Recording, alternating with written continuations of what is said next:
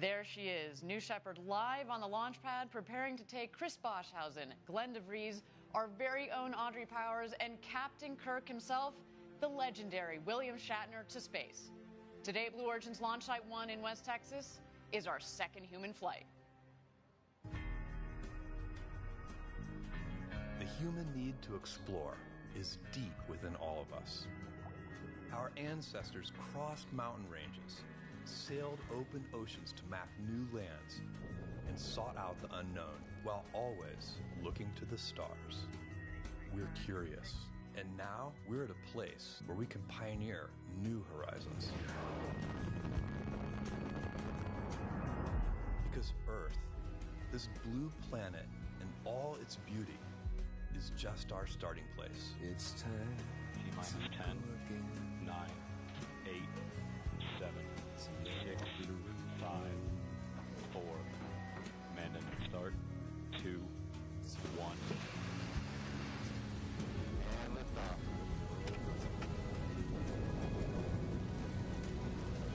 Oh yeah, look at her go. 5,000 feet and climbing. Now is the time to open the promise of space to all and lay the way for generations to come. When our descendants look to the stars, perhaps from a rocky moon or colonies floating in open space, they'll remember this time. When they reflect on where it started, they'll remember this place. And when they honor those first explorers who said, "Let's go," This is Blue Moon. they'll remember these bold steps. We are of Blue Origin. And this is just the beginning.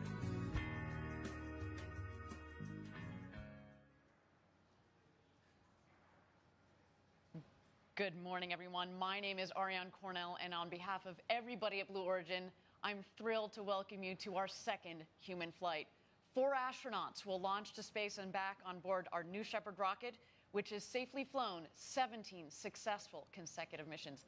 I'm joined at the desk today with my co-host, Jackie Cortez. What up, girl? How you doing? Thanks, Ariane. It's so great to be here with you today. It's been amazing to be down at Launch Site 1 the past couple days, meet the crew, see the team hard at work, and shortly we'll have 4 newly minted astronauts, so that's very exciting as well. A big morning. So glad to have you here with being my partner in crime for the day. Okay, let's get into it. You're going to notice here that we're on a new set. The same winds that delayed our launch just a day also affected our outdoor set. So out of abundance of caution, we decided to move inside just a mile down the road. But we're here in Texas to bring you all the action live. Now, earlier this morning, our astronauts arrived to the Astronaut Training Center. We've got a little bit of footage of that. Let's check it out.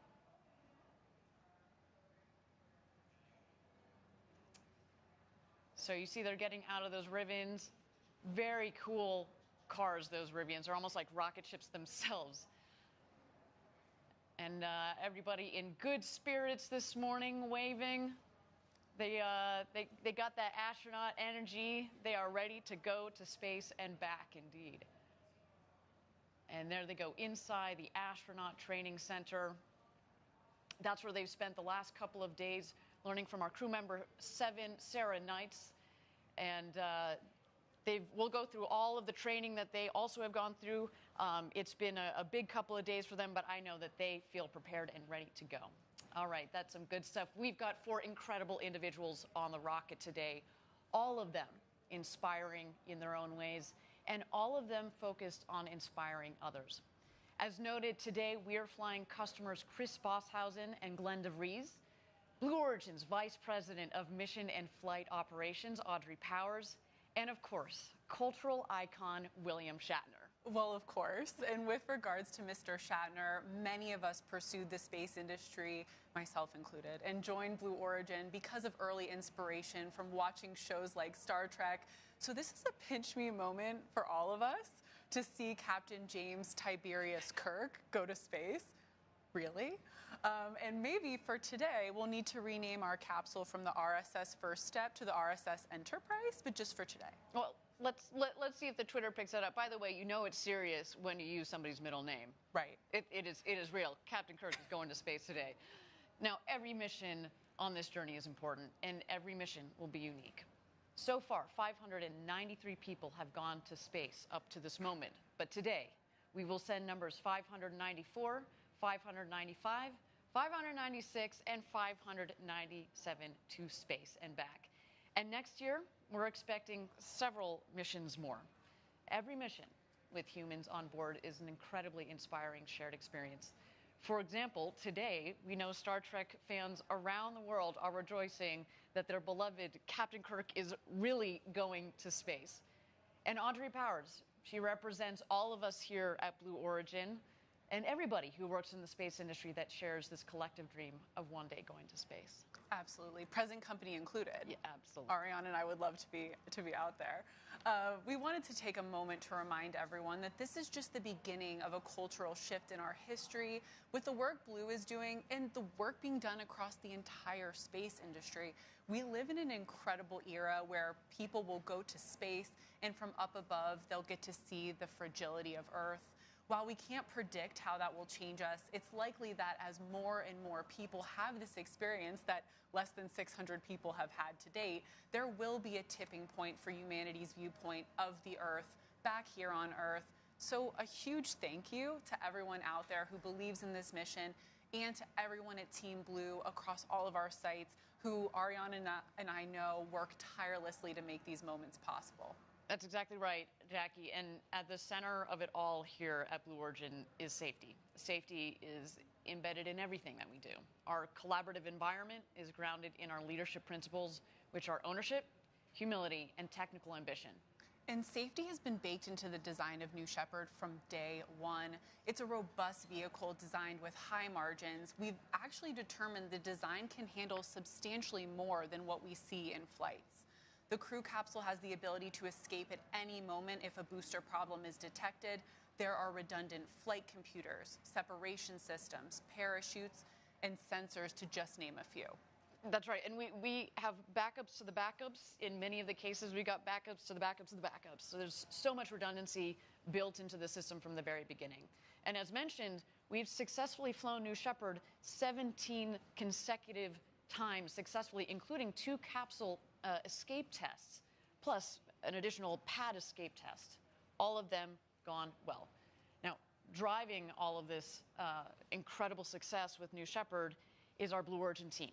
They are professional operators, fully certified through practice and examination, and the team trains for both nominal scenarios, but of course also off-nominal scenarios. That's right. And actually, for over 12 months before first human flight back in July, New Shepard went through many verification and readiness reviews, both internally, but more importantly, outside of the company. We had external consultants with deep experience on NASA human spaceflight programs that were part of these reviews.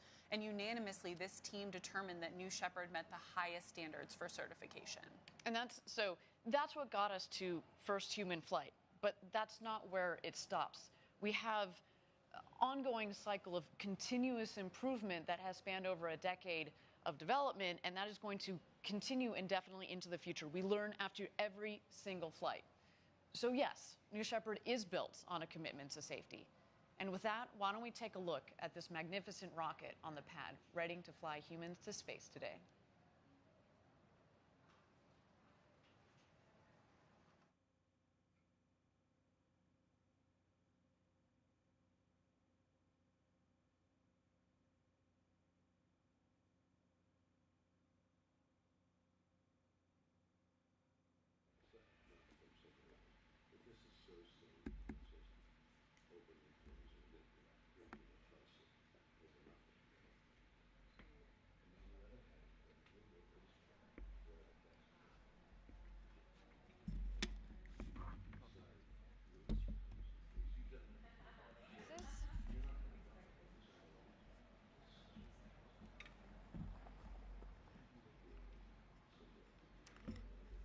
Jackie, we are we were just talking about safety here at Blue, and to remind people, we're not in a test program anymore. We spent 5 years, over 5 years in fact, testing, and now we're fully into customer flight operations, and safety has never mattered more. For a greater and even better perspective on safety, a couple days ago, I had the opportunity to sit down with Blue Origin's Senior Director of New Shepard Safety and Mission Assurance, Andrew Lake. Let's hear it from him. Andrew, you have such an important role at Blue Origin. So at Blue, when we say safety is a top priority, what does that mean? Yeah, it's interesting, this idea of safety as a priority. And there are a lot of ways to think about this, but I see safety more as a core value that you build a business around. And a business like what we were thinking about for New Shepard and what Blue's doing in general is animated around this idea of safe and reliable systems. So New Shepard went through this extensive test program, right? And we flew for, 5, 6 years before we put people on board. How do you know that you're done? In a certain sense, instilling safety into both the vehicle and the how it operates. Yeah, there are a couple ways you kind of go about it. The first thing you have to do is you have to set goals, safety performance goals, safety performance thresholds, to help you understand when you've met those thresholds. But in any program, you're never really done. You always want to look for opportunities to improve the system, both operationally, both for safety, both for reliability as well. And so we always have to maintain a humility that comes with flying rockets with these kinds of energies involved. And so we, and the ops team that we're about to go fly this mission, I've never seen a team more diligent, more patient, and the constant awareness and the vigilance required to, raise issues and make sure they're addressed before we decide that it's time to fly people. It's taken a team of people to get to this point, to be flying people on New Shepard. What would you say to this team? I'm humbled to work with this team. It would be lying to say that 3 people who happen to have voted as part of a much larger tech for human flight certification are the people who decided that we're safe enough. Hundreds of people have put their blood, sweat, and tears into this program. Each of them just immensely individually focused on not just the safety of the system, but the reliability of the system. And then there is the work that our team does to kind of partner with them to help them achieve these goals. I am immensely grateful for the opportunity to work with them, and I'm humbled to have an opportunity to kind of lead the safety mission assurance efforts with this team. Well, tell me this. Would you fly on New Shepard? I would, and let me just say this. Yeah. There are a lot of people at Blue that would be excited to fly New Shepard, and I'm happy to count myself as one of them. It's a fantastic system. It's a very robust system. And yeah, if I ever had the opportunity to fly, I'll wink a little bit at the folks making these decisions. I would be super excited. Fantastic. Well, I hope we get to go one day. Absolutely. Thanks, Andrew. Thank you. Well, that was a great conversation, Ariane, and it's clear that Andrew and his team drive a stringent safety approach across everything we do at Blue Origin. Listening to Andrew really provides some really good meaty context around the safety culture here at Blue and how we implement it, most importantly. Okay, we're at about T-minus 1 hour and 16 minutes to go until launch. In a moment, we'll turn our attention to today's crew. But before we meet them, let's briefly take a look back at our first human flight just 3 months ago.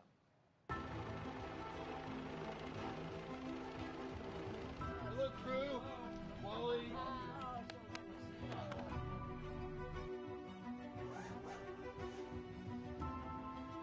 Feels good to be in the flight suit.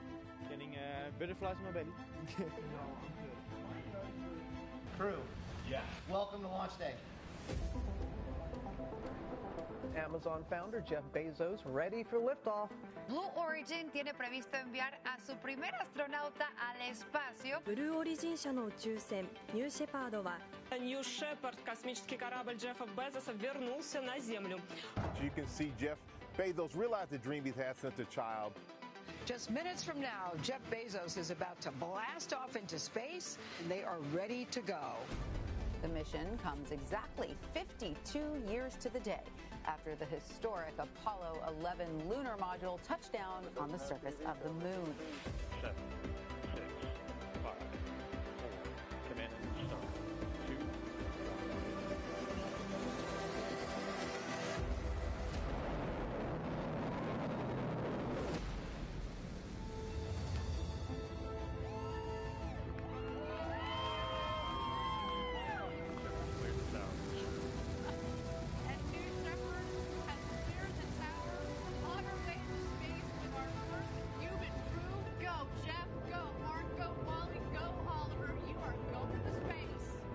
see it right there. Blue Origin has begun its liftoff into space. There is MECO, main engine cutoff. A beautiful shot. Look at that view. Oh, wow. Oh, wow. Oh, wow. That's incredible. Just a little. That's great. Can you move? Hi, Mom. Woo! Oh, my wow, God, you wow, guys. wow. It does change you. Don't forget to look out the window. Oh, wow. That pinpoint landing, I mean, Anderson, that's a thing of beauty for Blue Origin. This is now the third time that that booster has flown to space. Here comes the crew capsule back from space. Here are the mains out.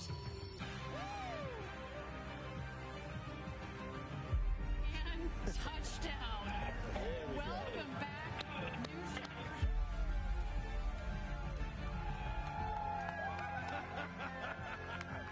You call Blue Origin the most important thing that you will do in your entire career. We need to build a road to space. We have to work on the here and now. And we have to look to the future.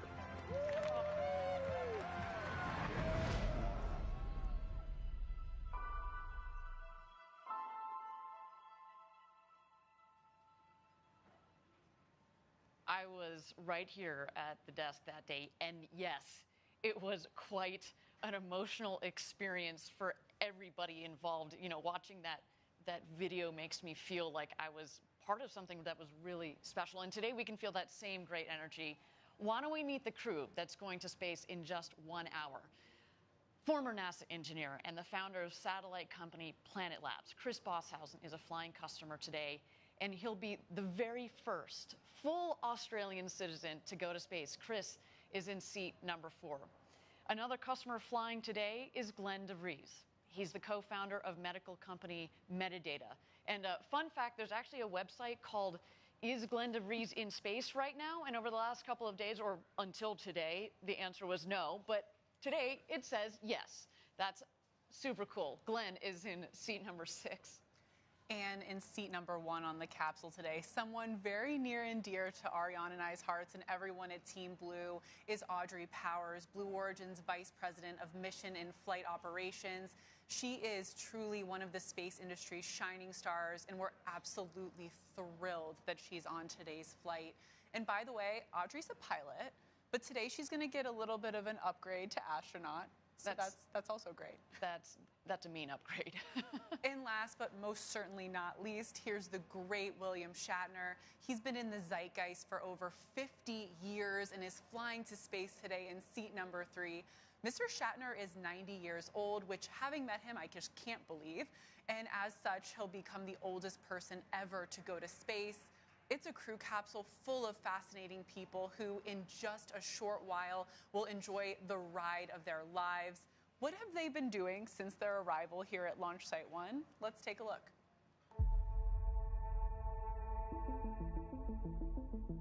When I was a kid, I would make model rockets. There was a book available called the Space Shuttle Operator's Manual, and I would pore over it for hours. The idea that I'm actually going to get on top of a rocket in a couple days is just hard to fathom. Right. I think I reached a certain age and I had given up on the idea that I would go to space. In my role in mission and flight operations, we were waiting to hear who the 4th astronaut was. One of my very good friends and colleagues, Michael Edmonds, called me and said, on behalf of Jeff and the senior leadership team, we'd like you to represent Team Blue and fly as the 4th astronaut. I don't know how many billions of humans have ever existed, but fewer than 600 people have seen the Earth from space. The curvature of the Earth, the thin line of the atmosphere, the blackness of space. You know, I'm happy to be one of the people to put my hand up and say, yeah, I understand the risks. I've worked in this industry my whole life. But I think it's important enough that we should do it, and to show other people that this is something that is coming and something that will be available for them and may have some impact in their life in the future.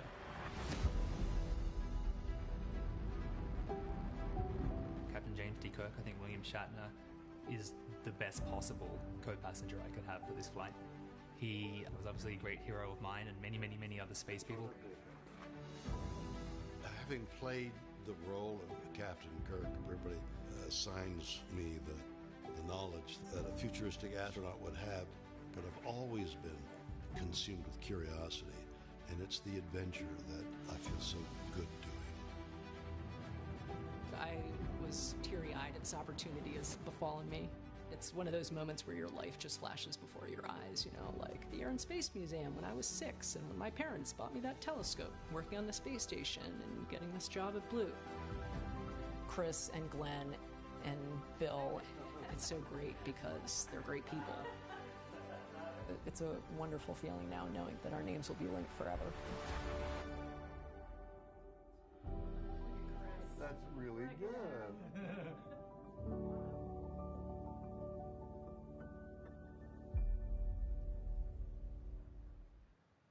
I had the privilege to go through that astronaut training, and let me tell you, it was incredible.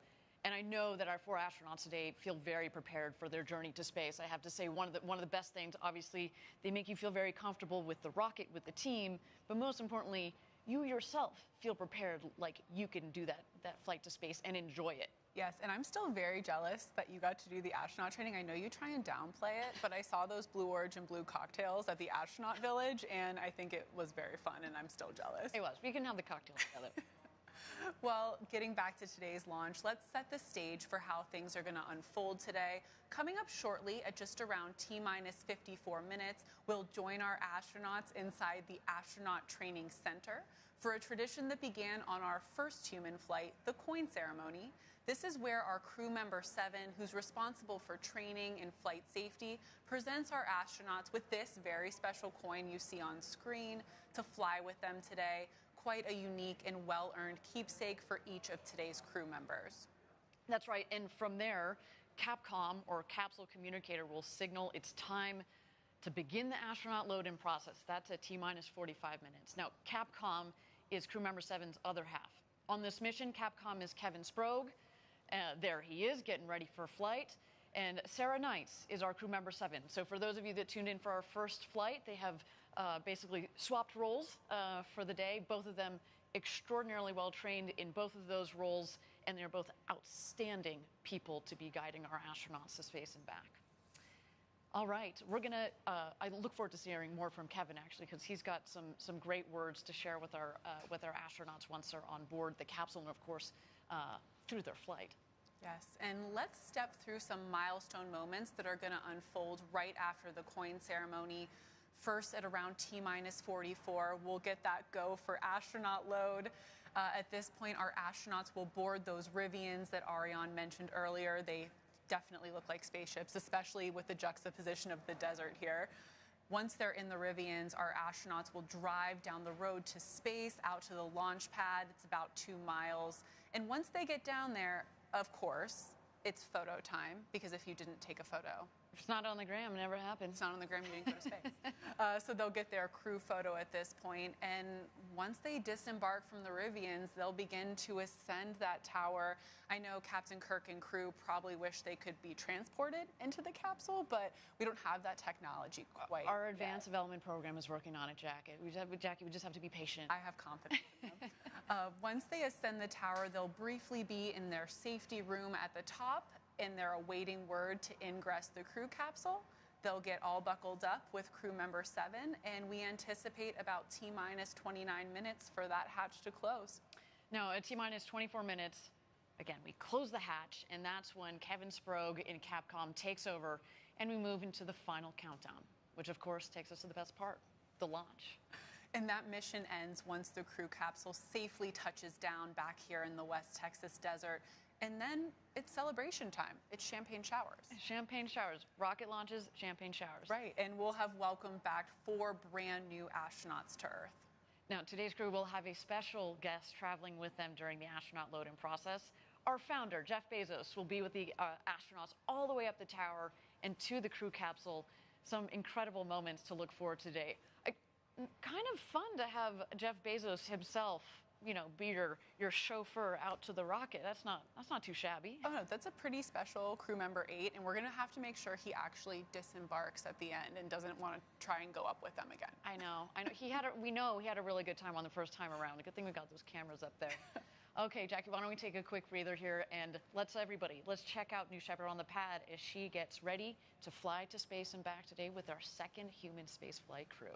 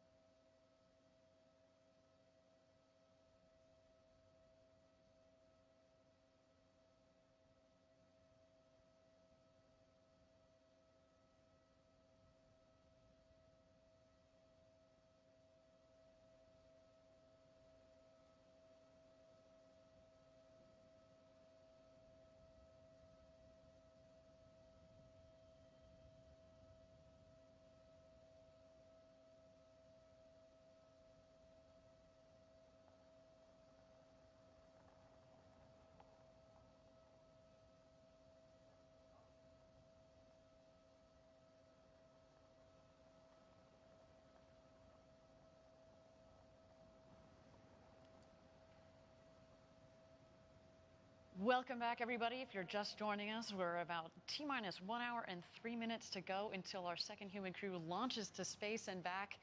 In just a few minutes, we are going to bring you the special coin ceremony that we noted earlier. But before we do that, why don't we talk about the road to space? Today is all about New Shepard, but down in Florida, we're hard at work building our orbital rocket, New Glen. This is the rocket that will pave the road to space. We took the first huge step with first human flight on New Shepard, and New Glen is going to be the next huge step for Blue Origin. You have to put the infrastructure in place to give us a road to space where we could actually maintain a permanent presence in space. And New Glen is the key to all of that. The scale from New Shepard to New Glen is humongous. New Shepard is the single stage that gets you into suborbital. This takes you to orbital space. We are building a rocket and a launch site that can put more payload into space than anybody else. We're going to be launching, Blue Origin developed payloads, lunar landers, and human space flight. The scale of what's coming with New Glen is just unbelievable. This is a huge vehicle. This thing's massive, and it's modern. It's reusable. It's new hardware that's going to be changing the game, and it's going to be the next generation of launch vehicle. We're in the Space Coast of Florida, where all the action is, where the history of human space flight started. It's been amazing to watch this launch site grow up. First started here, it was a couple equipment pieces here and there, but now it's flourishing. It's super exciting.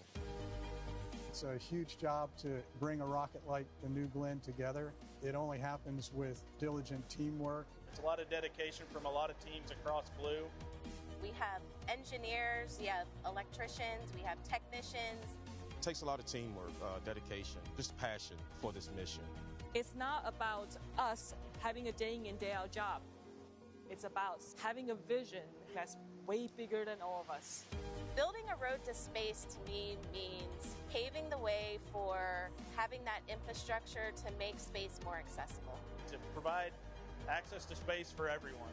Build a road to space means we're working on a legacy that will last 100 years and longer. I'm Jerry Gleckel. I'm Emery Coles. Justin White. Sandy Lee. Dave Powell. Allison Crone. Kelsey Cromer. Meg Dalton Hoffman. I'm Jennifer Oldham, and I'm building a road to space. I'm building the road to space. I'm building a road to space. I'm building a road to space. I'm building a road to space. I mean, wow. The progress down at our Cape facility is truly amazing. I'm always shocked at the incremental, just huge leaps forward. I remember the first time I went down to the Cape, the factory had just opened and it was essentially just a large empty building. And at this point, we have over 1 million square feet of manufacturing space, a brand new launch complex built from the ground up. I mean, it's truly mind-blowing. With hardware being built, and also, I mean, it's not just a building or two. It is a campus down there by now. It's really cool. That's right. And as you could tell in the video, the road to space is powered by people. If you'd like to be one of the people building that road, we're growing and hiring across all of our groups here at Blue Origin. Come work with some of the smartest people solving some of the toughest and most interesting challenges. Please visit our website for more details. And Ariane, it was great to see some of that progress on New Glen. Of course, we're taking lessons learned from New Shepard, applying them to New Glen. And New Glen is powered actually by 7 of our BE4 engines, that Blue Engine 4. And here's Blue Origin's BE4 Propulsion Test Engineering Manager, Sophia Porter, to talk all about propulsion. This is Launch Site 1, and specifically the test stand behind me is Zeeks, the Extreme Engine Experiment, which is the home of the BE4 rocket engine. BE4 is a reusable orbital class rocket engine. So we've really focused all of the design and development of BE4 around reusability down to the smallest details. And here at Zeeks, we learn every day in development about the engine. We test it out to make sure that this engine is capable of delivering payloads to the precise orbits that our customers require. We have 2 test cells that are equally capable here at Zeeks. And once those engines are installed, we perform all of our checkouts, we install our ground-based sensors, we run a series of tests, and then we ship the engines off to their next destination. The individuals who are the life and breath of our site, our engineers, our technicians, our safety and quality and administrative staff, they come out here to make rocket test operations and launch operations a reality. Oftentimes we have engineers who come here right out of college, and within a year they are running engine tests themselves. At 22 or 23 years old, you could be making the go, no-go call for this engine. When you watch that engine fire, when you feel it through 2 sets of hearing protection, you feel it resonate in your body. It's just absolutely pure, raw energy. To watch that happen in real time is incredibly inspiring. And I can only imagine when we watch the rocket actually fly, is going to be absolutely an indescribable feeling.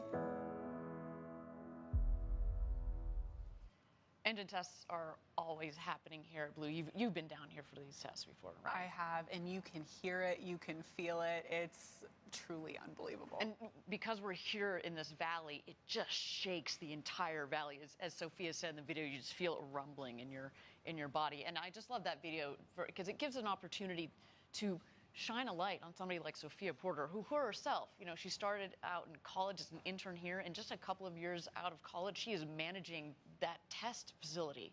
I mean, that is a big deal, and that's the type of stuff that you get to do here at Blue Origin. Here's one of her beautiful tests that we had going on down in Texas that just happened just a couple of days ago. It's a beautiful pic.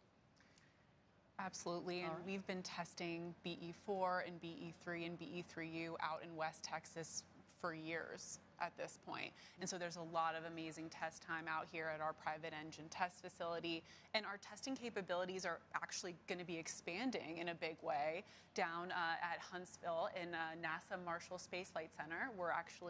We've taken over historic test stand 4670. It's tested Saturn V for Apollo, Space Shuttle main engines, and the early RD-180s. It's been unutilized government property for almost 2 decades. And so that stand's going to come back to life and do a lot of our hot fires as well, in addition to our West Texas capability.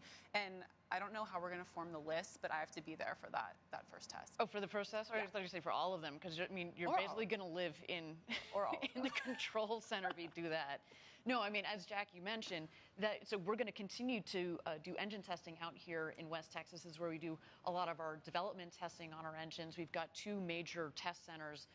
You saw Zeeks there. We also have Geeks, as we call it, which is the other test stand that focuses more on our Blue Engine 3, the engine that is going to be propelling New Shepard into space, but also the BE3U, which is the upper stage variant. There are going to be 2 of those BE3Us on the upper stage of New Glen. So they're going to continue to do the development testing out here in West Texas. And what's the beauty of being able to use 4670 is basically we produce the rocket engines at our Huntsville facility and basically drive it down the road a couple of miles where we can do acceptance testing, as you mentioned before we ship them down to the Cape. So really exciting activity from our engines group that have been working so hard. Absolutely. And, you know, one of the other beauties of Huntsville is we're close to our customer, United Launch Alliance. 2 BE-4 engines will be on their Vulcan. And so when we're hot firing out in Huntsville, we'll be able to ship them right up to Decatur, which is just a short drive. Just a short drive there. Yeah. So when we talk about designing rockets and making them operationally reusable, it's one thing to think about the operations, but there's also that same mentality and theme that is driven into the manufacturing element of it as well. So, I mean, it's you know, exciting things that we've got going on. All right, we are at T-minus 54 seconds to go. T-minus 54 minutes and 30 seconds. Excuse me, got a little bit more time than that to go until launch. My understanding is that crew member 7, Sarah Knights, is ready for the special coin ceremony to seal their training and get them underway. Why don't we watch that now? Who's going to tell us when we're... Oh, we're on. Okay, fantastic. All right, astronauts, I have one last special thing for you. This is a challenge coin that I have right here. Challenge coins have a long history, but classically they're awarded to show that you belong and that you've achieved something of particular interest, right? This is only awarded by crew member 7 to astronauts who have passed training and are just about to fly on New Shepard. All of you have passed with beautiful colors over the last couple of days. And it's my very great honor to present this to you for your flight today. Each of you is helping us take that step on the road to space and to enable a future where we have millions of people living and working in space to benefit Earth. And you are one of these very few very first explorers and adventurers taking that path with us. So I am giving this to you today so you can put it in your flight suit pocket. Take it with you on your historic journey as you go up. And with this, you are go for launch on New Shepard. All right? Congratulations, Chris. Thank you. Wow. Congratulations, Glenn. Thank you. Congratulations, Audrey. Can you read that, Glenn? Congratulations, Bill. Thank you. Maybe if you can hold it in the room. All right. Heads we go, tails we go. That's beautiful. You'll be known in history for taking a pioneering first step. Well, that was really special to super watch. touching. And incidentally, once that crew flies past the Kármán line, that internationally recognized line of space, they'll be recognized by the world as astronauts and will soon be receiving another special recognition item, their astronaut wings. So also flying to space with each one of those astronauts, in addition to the coin they're going to put in their flight suit, is a postcard from Blue Origin's Club for the Future. Each astronaut made their own postcard during training. Yeah, and you can see them here. That art is pretty impressive. I definitely couldn't do that good of a job. My artistry peaked at about age 7. So Stick figures are about my ability. There's also thousands of additional postcards flying in the capsule with our crew today. To date, we've flown and returned over 137,000 postcards to all of you out there who've participated. Keep sending them. We'll keep flying them. So while we're talking about Club, we wanted to give you an update on a few of the 19 nonprofits who received a $1 million grant from Club for the Future. In aggregate, these organizations are collectively impacting tens of millions of students each year. And it's not just sparking their imaginations, but it's materially impacting their education and ultimately their passions. And this is done through immersive curriculum, access to experts, and opportunities to fly payloads like on New Shepard, and much more. Why don't we take a look at the latest from several Club for the Future partners?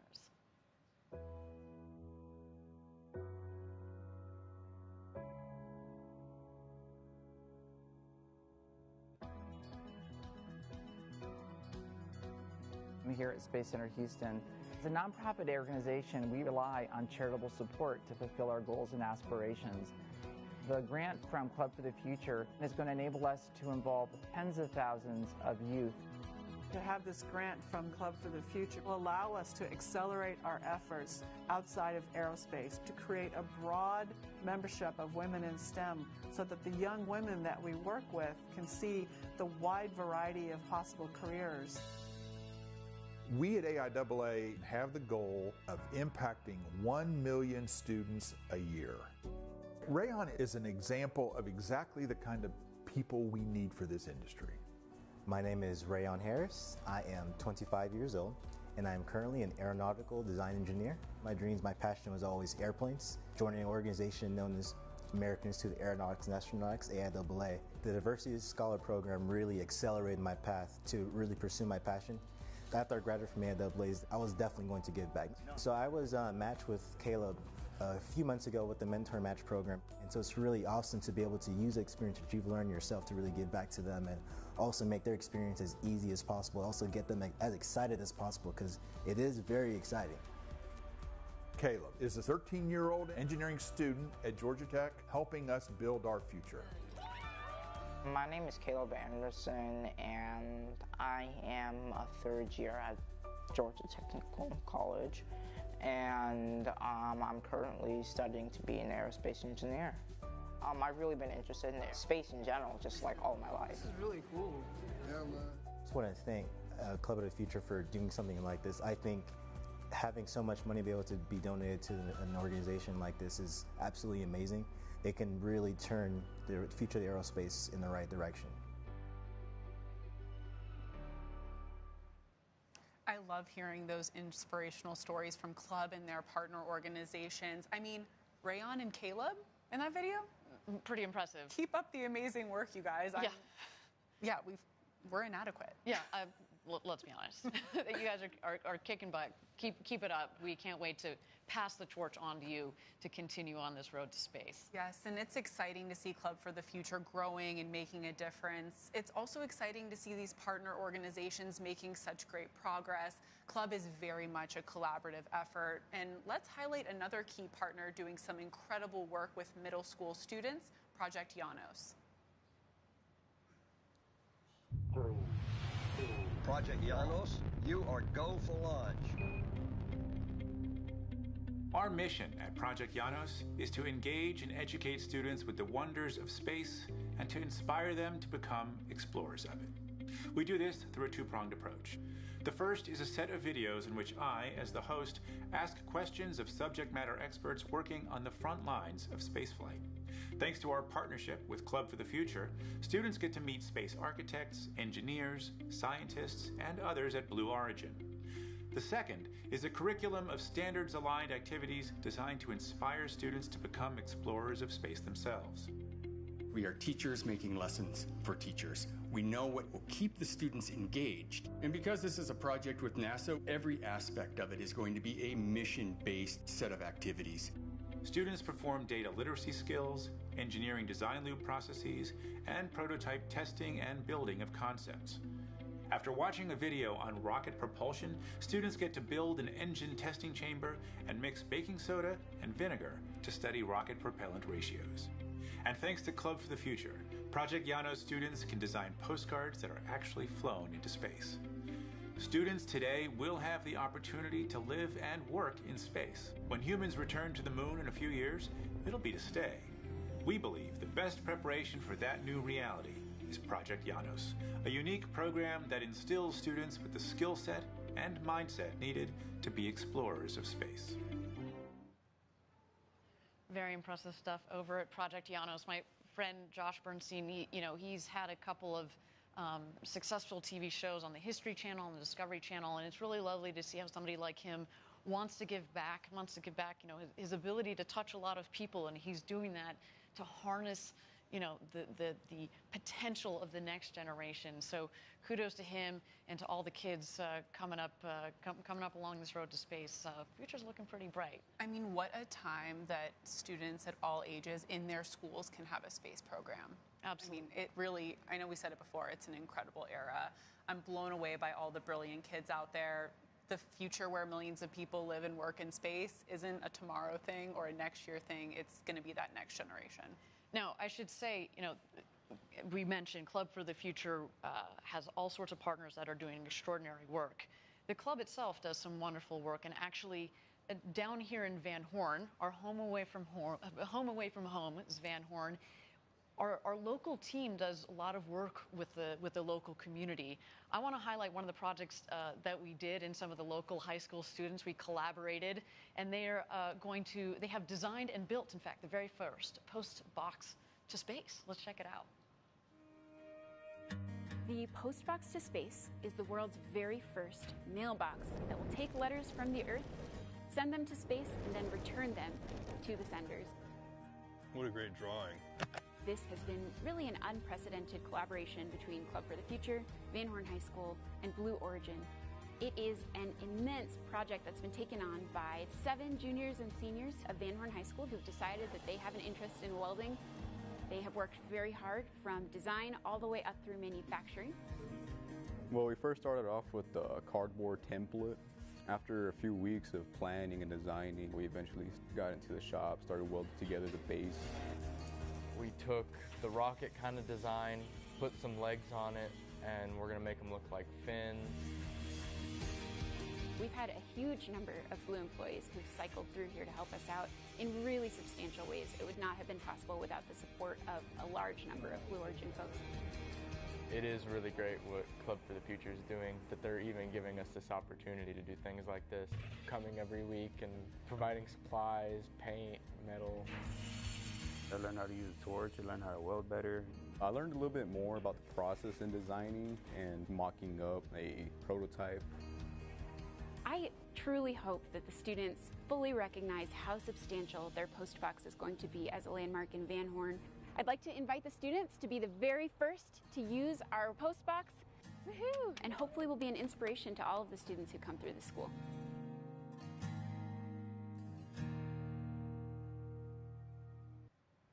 So great to see, again, the hard work that our team down here in West Texas does, not only on testing rocket engines and launching rockets, but also giving back to the community. So the relationship that we have is wonderful. It really, it is home away from home. It feels really nice. The people here are always very welcoming. You know, they see us walking around in our Blue Origin gear, give us high fives. It's a wonderful place to be. It is. I drove past the Postbox to Space the other day and just loved seeing that new landmark in downtown Van Horn. It was really awesome. All right, we are at T-minus 45 minutes to go until launch. We are on a brief hold here. We've said it before on webcast prior. We want to make sure that our teams are all aligned. I do understand that our astronauts have made it into the Rivians. There they are. And look who their chauffeur is. None other than Jeff Bezos, also in his flight suit. Jackie, this makes me a little bit concerned. You had a hypothesis that Jeff might just stay on the rocket. That's not the plan for today, just to be very clear. He's ready, though, if that opportunity arises. And he's, you know, again, from having flown just a couple of months ago on our first human flight, of course, with his brother Mark, with Wally Funk, national treasure, Wally Funk, as well as our first astronaut customer, Oliver Damon. You know, he's got some important knowledge to impart upon our next crew here. Look, they're having a good conversation in there. Absolutely. And, you know, we'll have to ask the crew how many stars they would give Jeff for his driving performance. What is his rating? You know, we'll have to check in on that after. Well, look, I mean, if it starts with the wheels there, I mean, the Rivian it's a nice ride. Talk about rocket ships.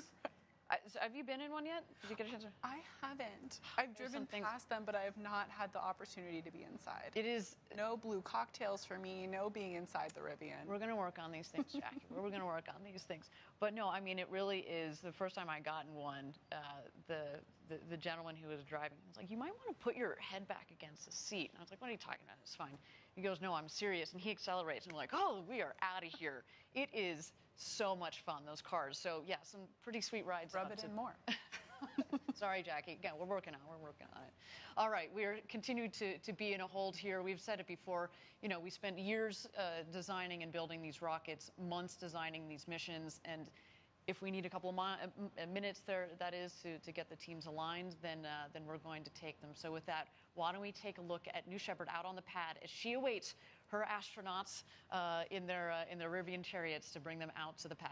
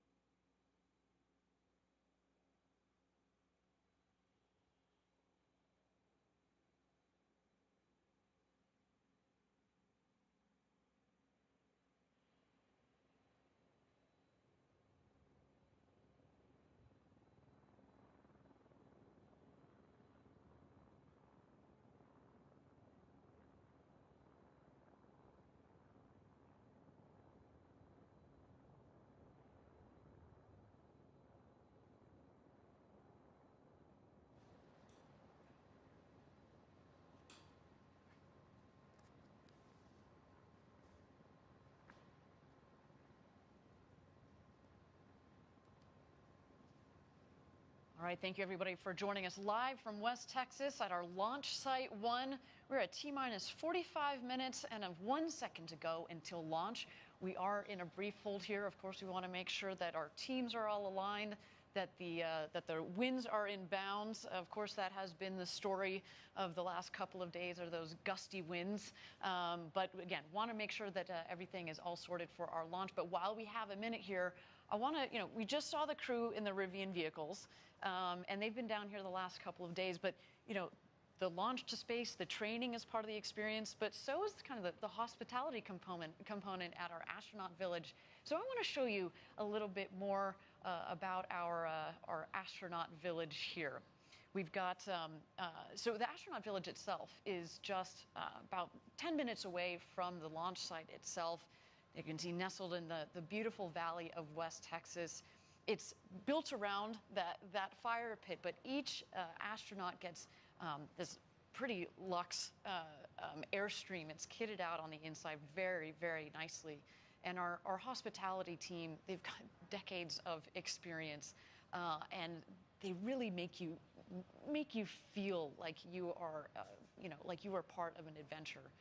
I can say I had the good opportunity of being able to experience this just a couple of months ago as I got to go through my training, and it really rounds it out. And when we built the astronaut village and the hospitality component of this, we wanted to build something that really felt part of this Texas environment. It's not something big and elaborate. It's something that is part of the environment.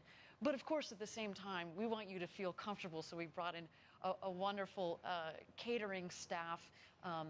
There's nothing like going to space. So you're talking about champagne showers after the launch, But the food and beverage is very nice. There's nothing like a glass of champagne around the campfire. Absolutely. And as you can see, everything is very designed so that the crew can get to know each other and relax and have that comfort as they prepare for their flight to space.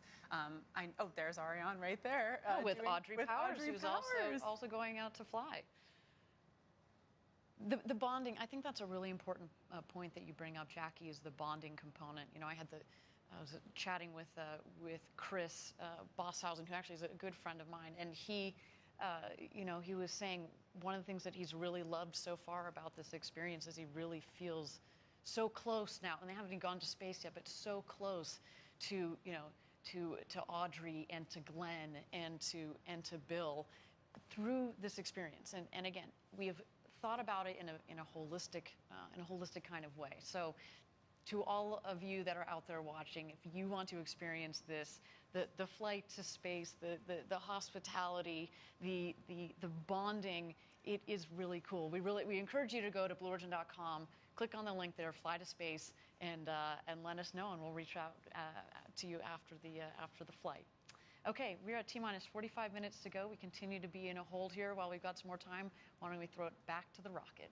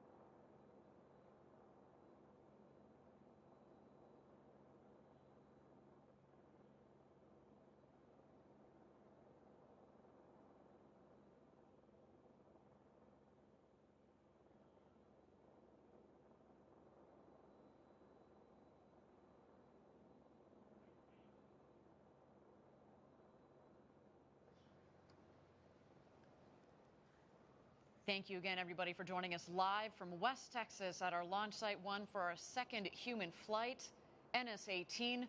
We're at T-minus 45 minutes to go until launch. We continue to be in a brief hold here. Well, if you got some time, let's continue to watch our beautiful New Shepard rocket as she awaits her astronauts.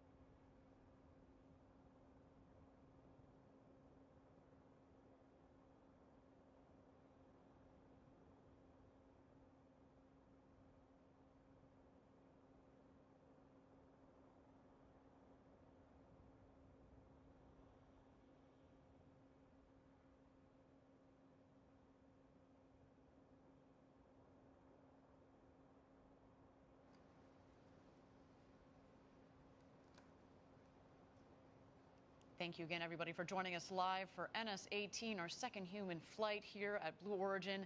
Our team is working on the vehicle readiness. We've got a couple of items that we're ticking off here.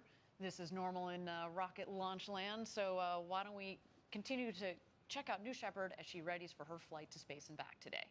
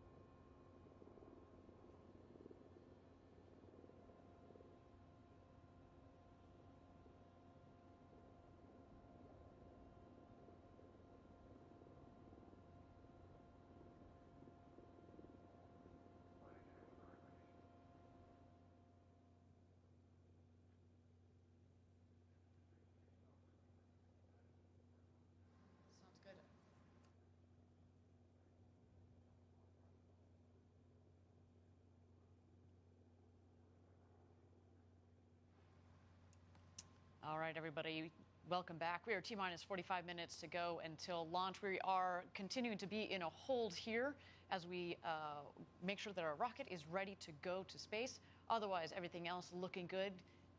We are going to continue to watch New Shepard on the pad as she ready to go to space and back today.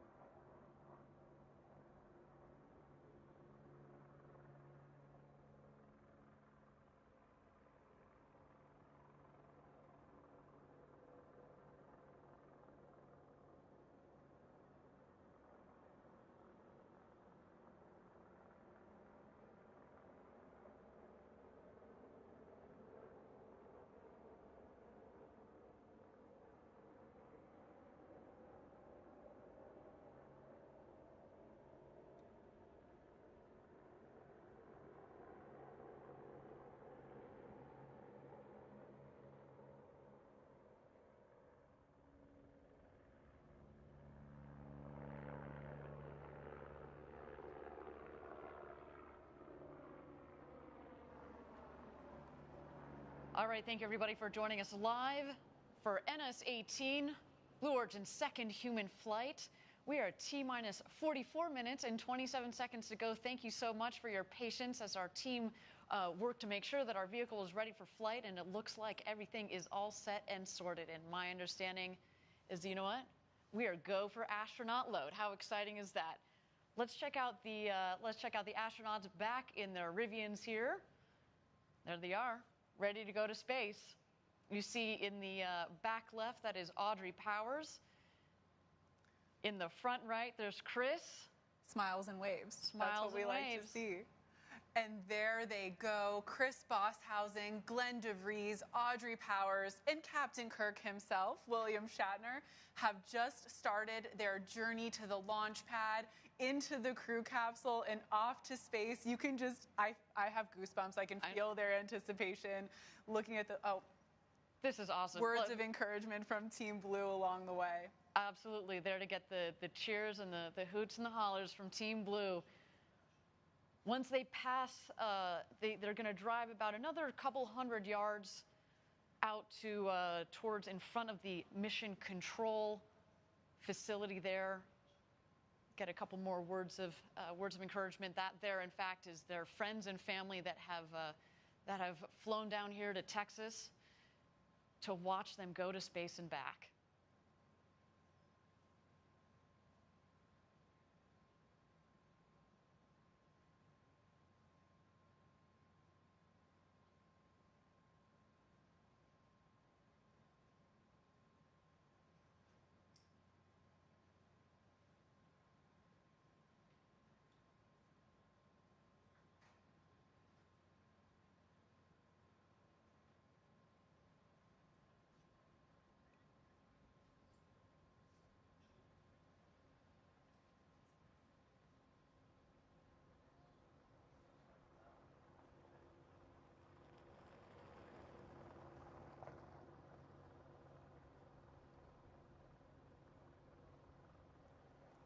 And here they come. They are approaching our Mission Control Center.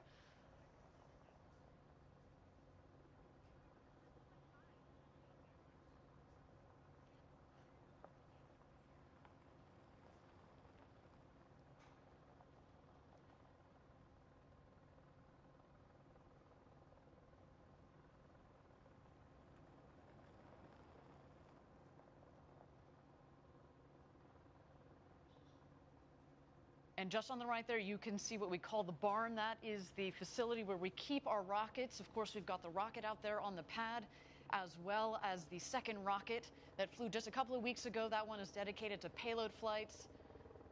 It's really amazing to see all the demand we've seen for those payload flights, to the point where we're able to have a full separate booster specifically dedicated to doing this important research and science. And you know, Jackie, one day we are going to combine those payloads and the astronauts to do some tended payload flights. Just a wonderful opportunity for many scientists and engineers around the world who want to develop their technology. Maybe they don't need to go to orbital space. They just need a couple minutes of beautiful, clean micro-Gs, and that's what they get with these flights on New Shepard. Now you see the two vehicles have taken a left, and they are on their road to space.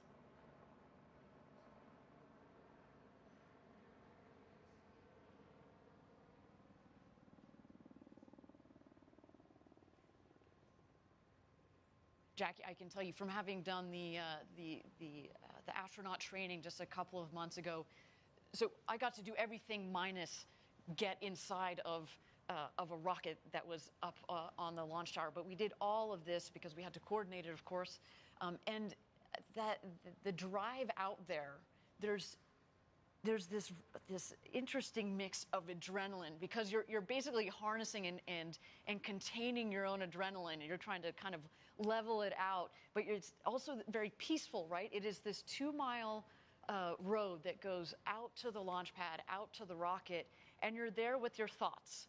You know, these 4 astronauts have been thinking about going to space for a long, long time, and this moment is here. I have to know what was on the playlist when you drove down the road to space. I know that mine would have an excessive amount of Pitbull. I don't know if that's a little too hype for this experience, but hopefully they're listening to some Rocket Man or something. Yeah, exactly. Rocket Man was definitely on the playlist as we head out there.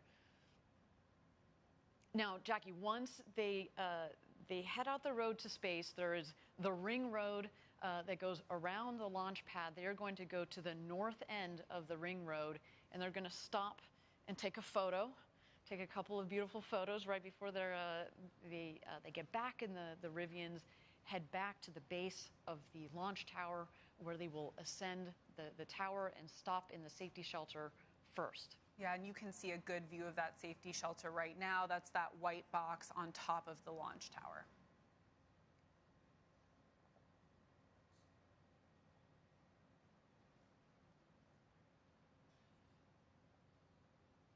You can tell the pensive look they're all taking in the moment, as they should. I can only imagine being in that. I see all smiles from Astronaut Powers, so that's very exciting.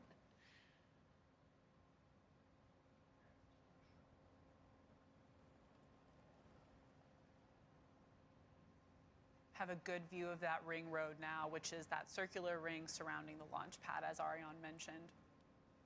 There you go. They're checking it out.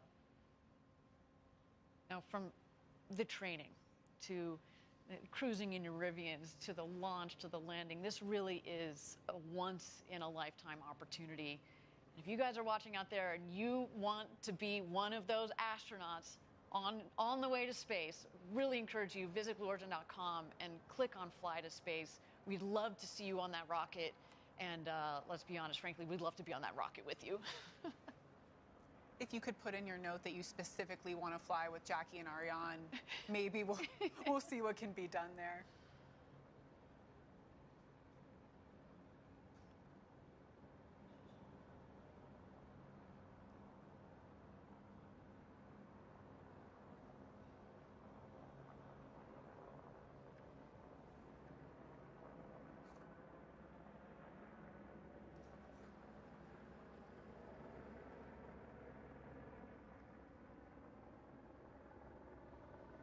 The astronauts are getting out of their Rivian, getting those smiles ready for that ring road crew photo.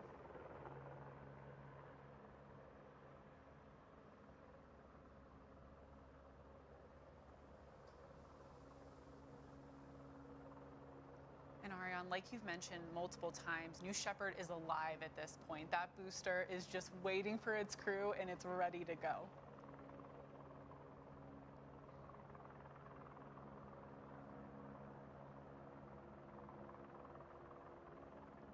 On the right of this shot, you do see Sarah Knights, our crew member 7. She's going to accompany the crew up to the tower and make sure they're situated in the capsule in just a little bit here.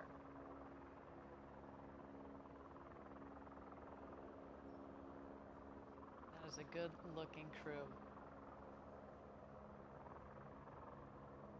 In fact, while we got a moment here, they're going to get back into the Rivians. Why don't we get to know Sarah Knights and our Capcom Kevin Sprague just a little bit better? We've got a wonderful video to introduce them to you. The entire vision of Blue Origin is we want to democratize space. T-minus 10. You don't need to be a NASA astronaut. You don't need to be a trained engineer. 5, we want artists 4, and poets and 3, teachers and scientists to be able to go to space. 1. Shepard has cleared the tower. Crew member 7 is a position unique to Blue, 2 assigned to each launch. There are 6 people that can fly in our crew capsule. The 7th person is the crew member 7. This is for real. This is it. Yeah, other crew member 7 is called Capsule Communicator, and they represent all of mission control and launch operations to the astronauts. It took me a long road to get here. I spent over 20 years as a fighter pilot at the United States Navy, but since I've been 8 years old, I wanted to be in space. Coming here to Blue Origin is the realization of a childhood dream of mine. My background is in physics and astronomy. I went into STEM education. I was a teacher for many years.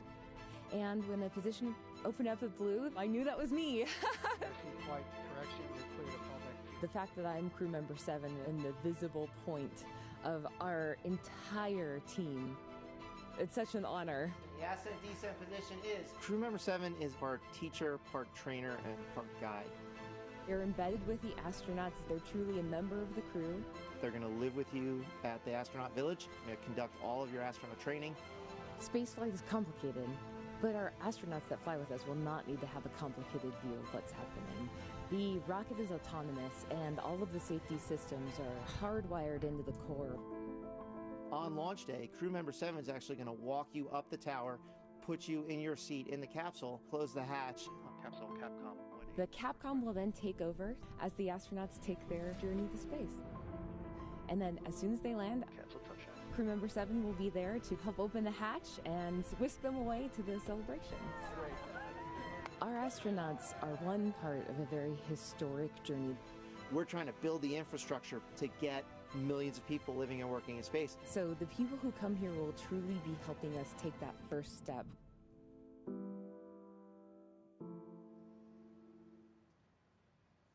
They are in wonderful hands with Kevin and Sarah. You can say that again. I mean, you know, with Kevin's military background, that discipline, the rigor. You've got Sarah with her academic background.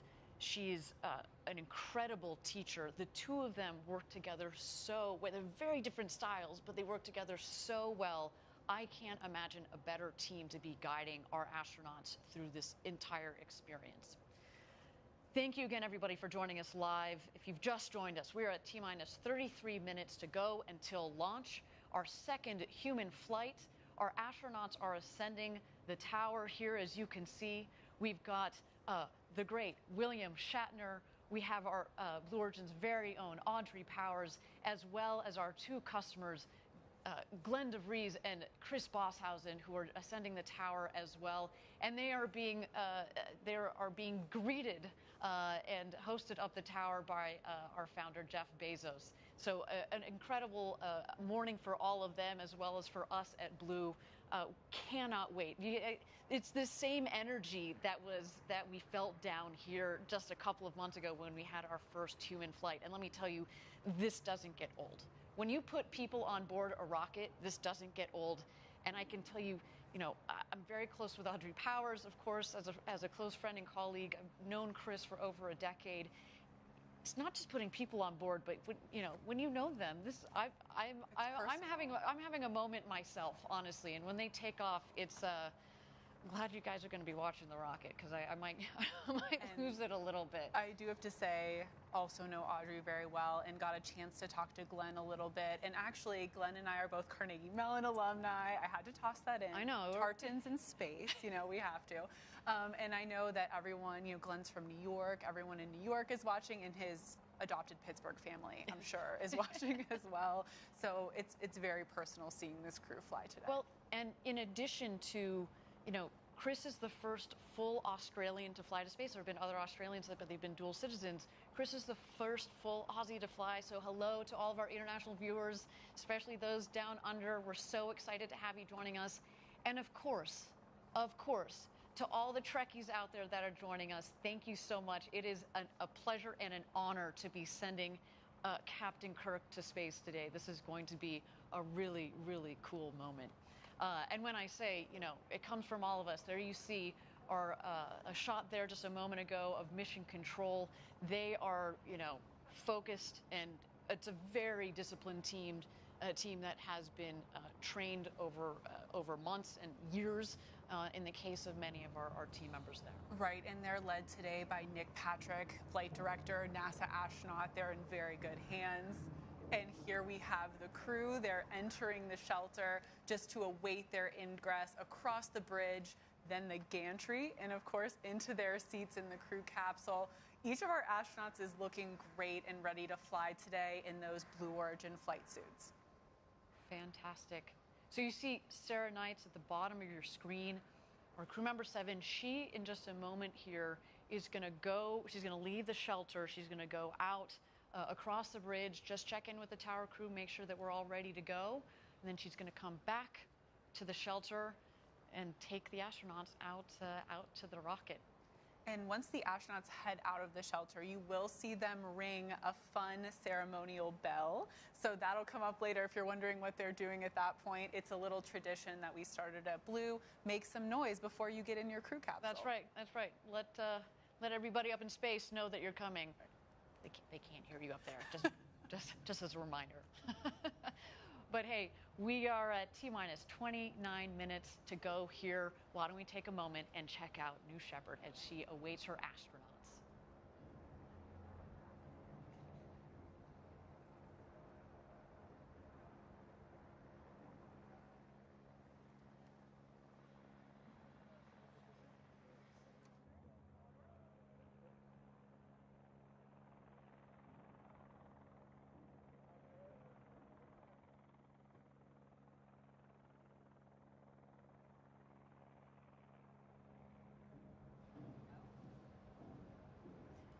And here they go. There's Glen de Vries, Chris Boshuizen, William Shatner, and Audrey Powers. And today's special crew member 8, Jeff Bezos, and crew member 7, Sarah Knights.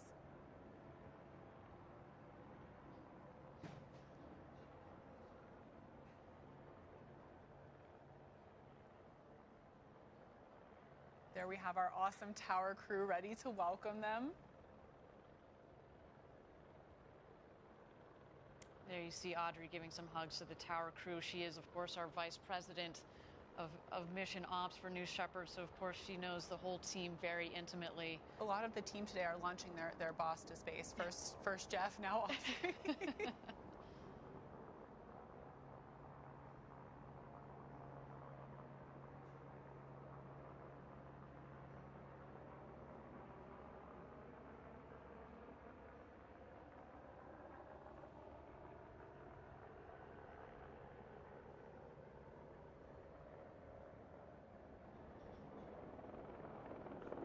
And there goes Glen.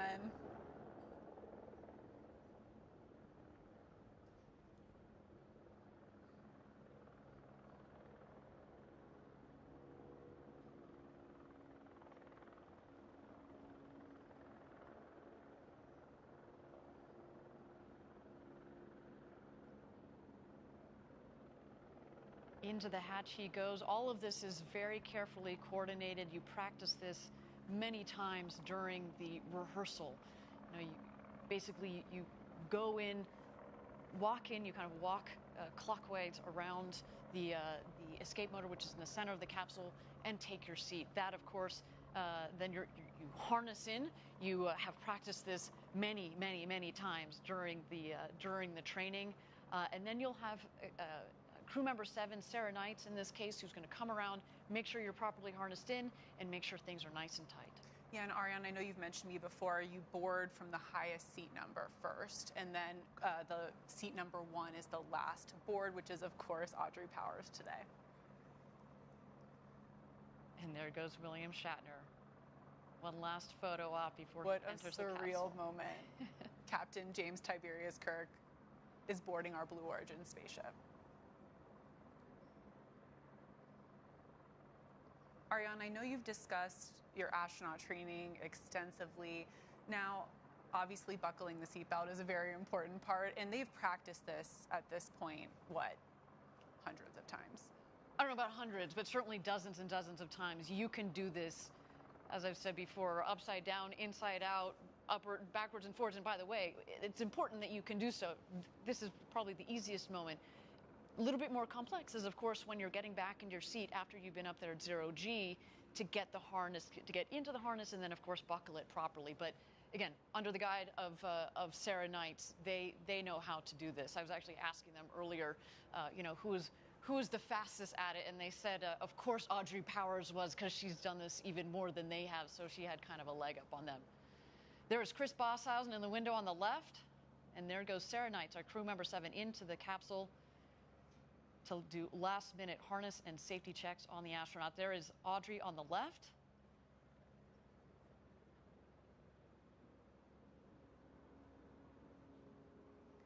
Once crew member 7 is, of course, comfortable, that all of our astronauts look at their smiling faces from those big, beautiful windows. Once Sarah makes sure all of our astronauts are ready to fly today and they close that hatch, of course, we'll turn it over at that point to crew member 7's other half, Kevin Sprague, who'll be the voice from above, the capsule communicator.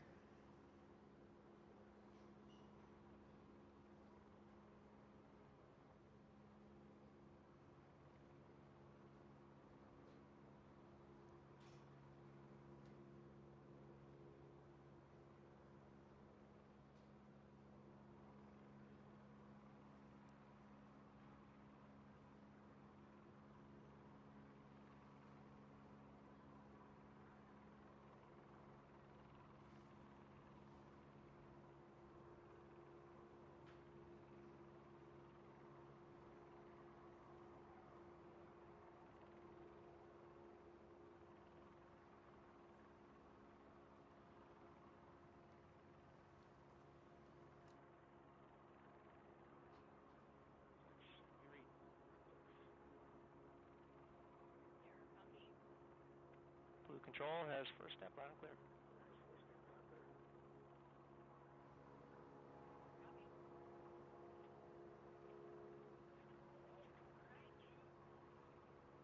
And there you heard some initial communications between Capcom and the capsule.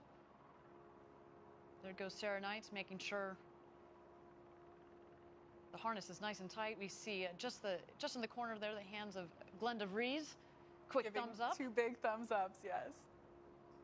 I had the chance to chat with him just a little bit the other night, and it was wonderful. I said, Glenn, what do you think you're going to think about once you're harnessed in? And he said, as much as I've been dreaming about going to space since I was a little kid, until you were up on top of that rocket, harnessed in, he's like, there's only so much mental preview of it that you can actually get. He said, he almost just pulled a blank. He said, I don't know, but I cannot wait for that moment. Glenn, that moment has arrived. You and your 3 co-crewmates are about to go to space and back. I hope you are taking every mental note there is. And I loved one thing from that interview that Chris and Glenn, our customers, both actually said when they told their family and friends that they're going to go to space on New Shepard. There was pretty much a universal, well, finally. It's about time. It's about time. You've been talking about this pretty much since birth, so we're really happy to hear that this day is finally here for Chris and Glenn, and of course, Audrey and Captain Kirk. Glenn even said, he's like, you know what? I haven't heard from a couple of friends since kindergarten, and they've reached out to me and they said, yeah, you were talking about this when you were 5. Can you imagine? I think Glenn mentioned one of his special guests is his middle school classmate who had to be here to see this day finally happen.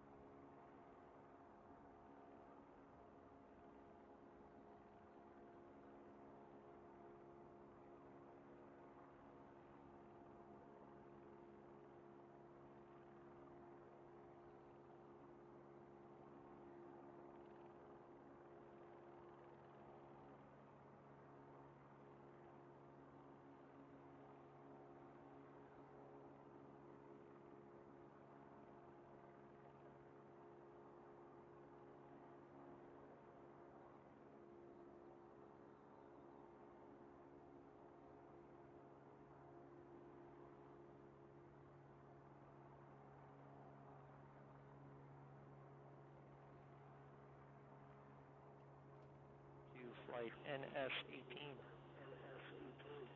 Looking for a comm check. Astronaut Powers, how do you read? Control, Astronaut Powers, I've got you loud and clear to the space speaker. Astronaut Lemley, how do you read? Astronaut Lemley, how do you read? Lemley, A-OK. Astronaut Crispy, how do you read? Astronaut Crispy, how do you read? Astronaut Crispy, read you loud and clear. Ready for launch. Astronaut de Vries, how do you read? Astronaut de Vries, how do you read? Read loud and clear. Hey, Blue Control, I've got all astronauts loud and clear. We are at T-minus 19 minutes and counting. I will keep you updated on the count as we go. For now, sit back and relax. You're going to see Jeff in just a moment.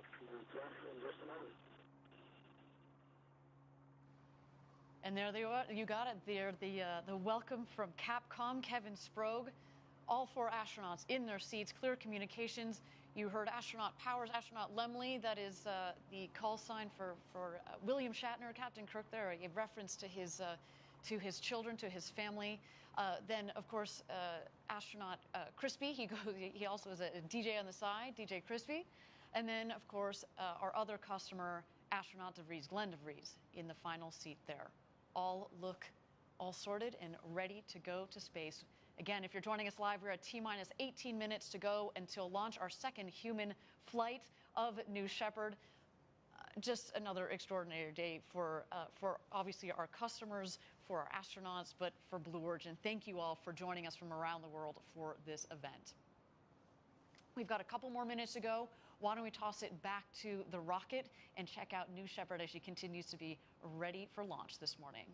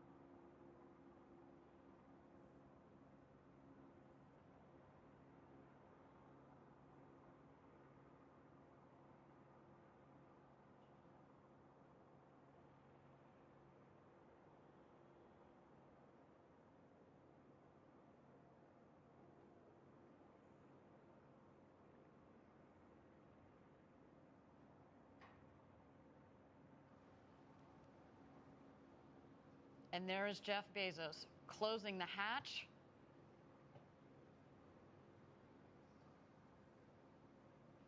Jeff, of course, now an experienced space traveler himself.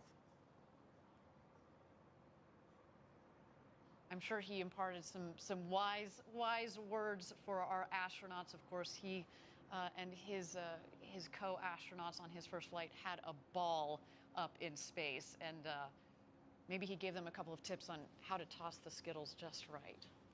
It's all in the wrist. It's all in the wrist. I'm still surprised he got out of the RSS first step. Yes, capsule. Yes, it's true. We do indeed only have 4 astronauts in there today. I know he had such a good time. That was a question, but no. So there you see him crossing the bridge.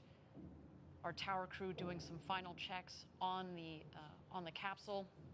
The capsule hatch actually has a redundant system in it, so it is closed. They're going to do a pressure test, make sure the seals are all working correctly. And this vehicle, what's really nice about it, obviously they've got their sweet flight suits, right? Because you got to feel like an astronaut when you go up into space. But at the same time, though, it's a pressurized vehicle, so it's a shirt sleeve environment. They don't necessarily need that. What they also don't need is a helmet, because we wanted our customers to get this full unencumbered experience and to be able to appreciate the view and the sounds, or the lack thereof, that is, of space once you're up in space. And so, again, everything about this capsule has been designed for the human spaceflight experience. All right, we are at T-minus 15 minutes to go here. We are in a brief hold. Our 4 astronauts are in the capsule and ready to go. Let's continue to watch New Shepard as she gets ready for her flight to space this morning.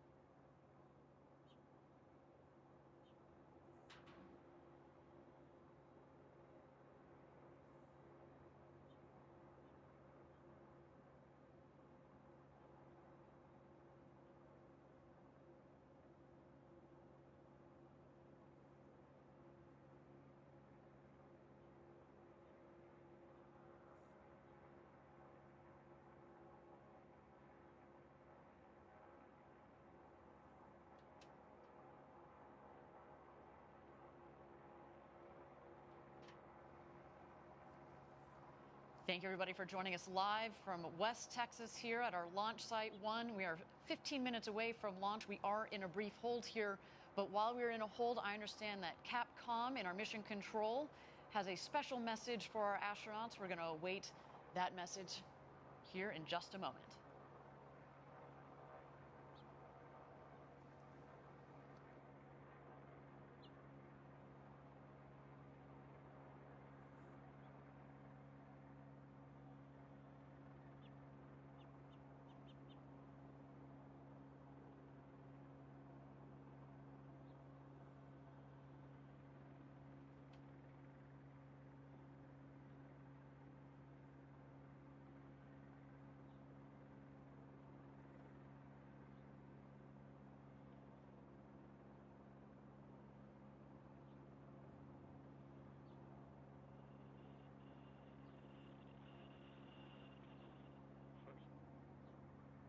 I've got a surprise for you today.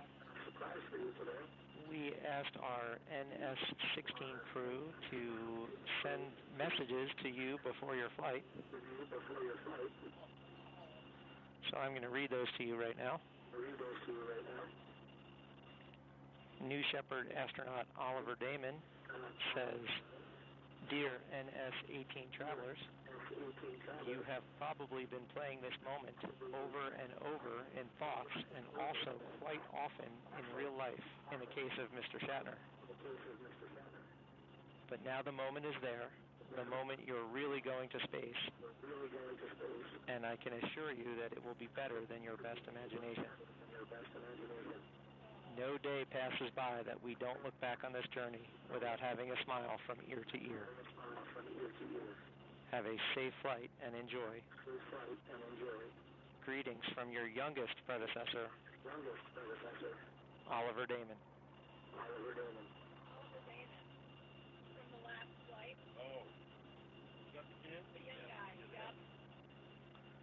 Astronaut, New Shepard astronaut Wally Funk says,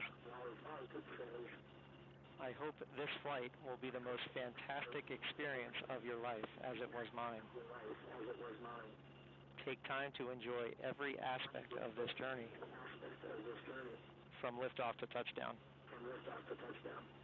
Jeff has done a magnificent job of ensuring the smoothest, most memorable ride, and Kevin and Sarah are top-notch instructors. Becoming part of the Blue Origin family is an honor like none other I have received. Together, let's cross new boundaries and set new records. I will be watching your liftoff with great enthusiasm and sending my best wishes. Godspeed, Audrey, Bill, Glenn, and Chris. Much love, Wally.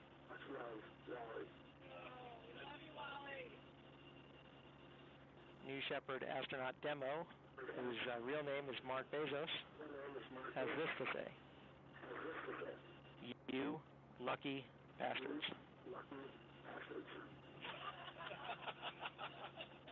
It was only 10 weeks ago that I was sitting where you are, watching the countdown clock, full of anticipation and excitement. Eager to feel the rumble of liftoff and the majesty of weightlessness. The depth of my desire to fly again is hard to express, so allow me to quote from the classic of the great American songbook, Mr. Spaceman, with lyrics by William Shatner. Hey, Mr. Spaceman, won't you please take me along? I won't do anything wrong. Hey, Mr. Spaceman, won't you please take me along for a ride? Godspeed, New Shepard. I can't wait to hear your stories. Mark.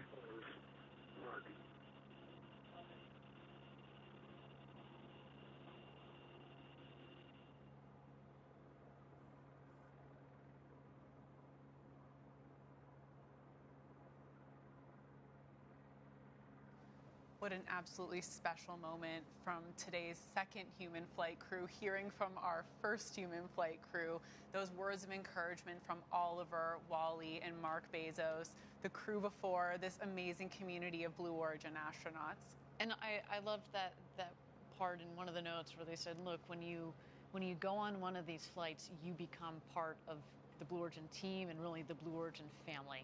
And that is really, you know, how we think about every single astronaut on that vehicle today. You're very special to us. You are going to have the flight, the ride of a lifetime. You are living our own dreams through you guys, so soak it in. Now, we are at T-minus 15 minutes to go until launch. We are in a hold here, but as we have a moment, as we tick down to launch, why don't we get to know the man that many of you are here to see, William Shatner. I'm going up into space. I don't know how many people can say that. It's life-changing in its way.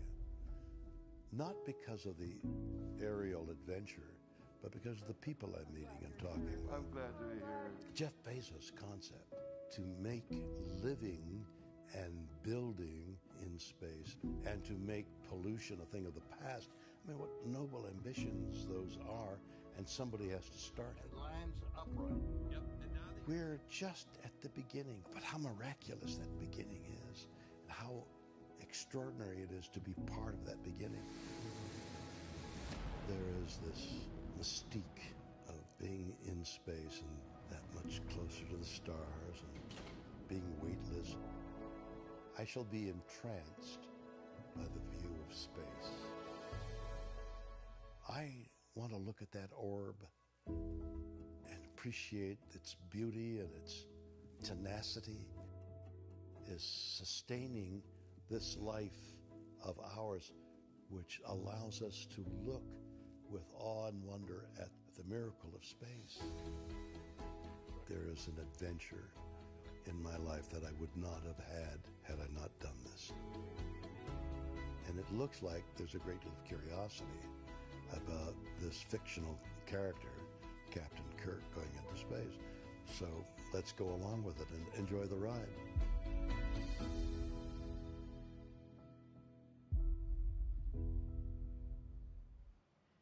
It turns out William Shatner is everything you'd hope for and more. We are just so honored to be able to have the opportunity to send this man to space at the age of 90, no less. Remarkable. He will become the oldest person to have ever flown in space. And I know, Jackie, somewhere out there, Leonard Nimoy is smiling. All right, we're just at T-minus 15 minutes to go. We are in a hold here. Why don't we send it back to the pad, continue to watch New Shepard as she readies for her flight to space today.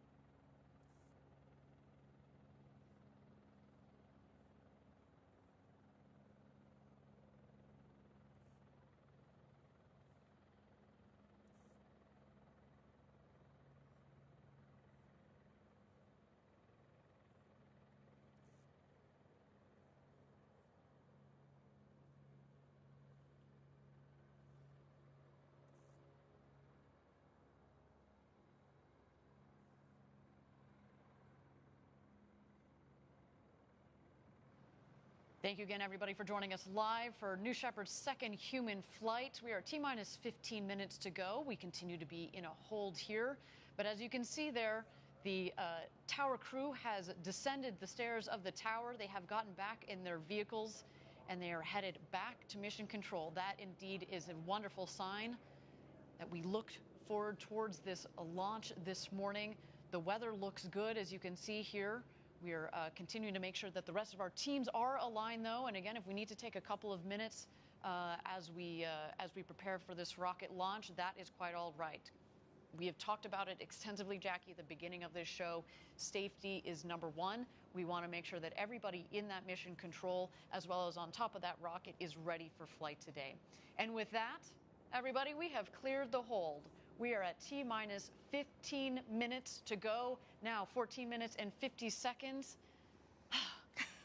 This is what rocket launches are about. It is really exciting, and I'm just happy to be sharing this moment with you, Jackie. I am too, and I'm also very happy to see continually smiling faces out of those capsule windows. That is great sign for today's flight. Yes, they are all ready to go, our 4 astronauts. Why don't we take a moment, Jackie, and talk through the flight profile for today's launch? That'd be great. So as you can see here in the flight profile, the New Shepard will lift off from Launch Site 1 here outside of Van Horn, Texas. Once New Shepard has lifted off, it'll approach that Kármán line, the 100-kilometer internationally recognized line of space. And at that point, our capsule with our crew will separate from that booster, and the capsule will continue on over that Kármán line into space. The capsule at this point full of crew who are unbuckled, floating around and getting their 3 to 4 minutes of microgravity. While they're having a great time, hopefully doing backflips, not forgetting to look out that window, the booster is headed back down to Earth. So those wedge fins at the top of the booster will be the first to deploy on its way back. And then as the booster continues down, we will put out those drag brakes. The booster is coming down hot at this point, very fast. Those drag brakes will significantly slow it down. As we approach the landing pad, that BE-3 engine will relight. It will hover, which we often are asked if that's CGI. It is real, that hover. And then the booster will softly touch down in the West Texas desert. The capsule, meanwhile, on its way back to Earth. The first thing to happen here is those drogue parachutes will deploy, slowing down that capsule, followed by the beautiful big main parachutes. And then just before that soft touchdown, we do fire some retro thrusters. They do kick up a bit of dirt out in West Texas, but that does ensure a very soft touchdown of about 1 to 2 miles per hour for our crew out there. It really is a soft landing back down here in the West Texas desert. And as a reminder, you know, this is the standard flight profile. We are now in full customer operations, but we have tested this flight profile and vetted it across several flights over the last several years. We had 15 consecutive flights, remember, before we decided to put people on board. We wanted to make sure that we understood not just the vehicle in nominal conditions, but to really push the envelope and stretch the vehicle to make sure that it was a robust vehicle for our customers. And of course, you heard about how we think about safety and development throughout the culture, but also in the operations, manufacturing, et cetera, from Andrew Lake, who joined us on the show a little bit earlier. All right, with that, we are at T-minus 11 minutes and 50 seconds to go until launch. Our 4 astronauts are in the capsule, harnessed in. We see Audrey Powers on the left. You can't quite see it, but going clockwise, we have William Shatner, then Chris Boshuizen, and Glen de Vries in the capsule, all ready to go for launch as we tick down here. Let's take a moment, continue to gaze at our beautiful rocket as she prepares for flight this morning.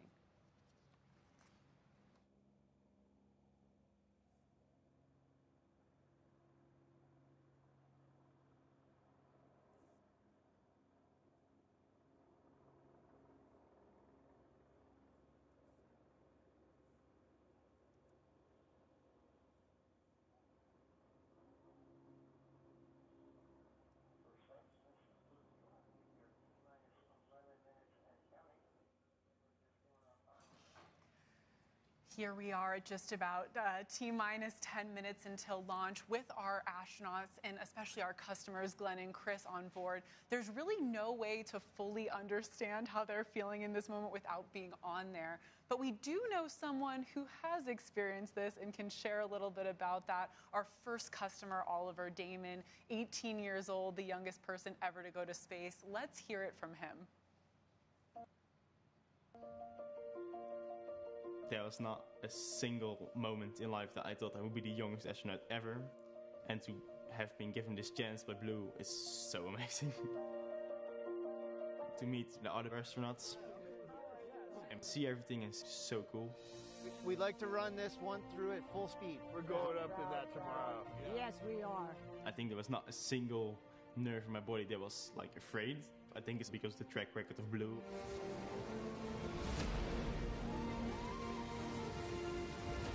The launch and the power of the G's, like you're going up to the sky. Oh, wow. And of course the weightlessness. Oh, wow, God. Pretty cool. What I've just been through, I've been dreaming about all my life. Let's hope that many, many more people can do this. Because this experience you should share with more and more people. It's so amazing.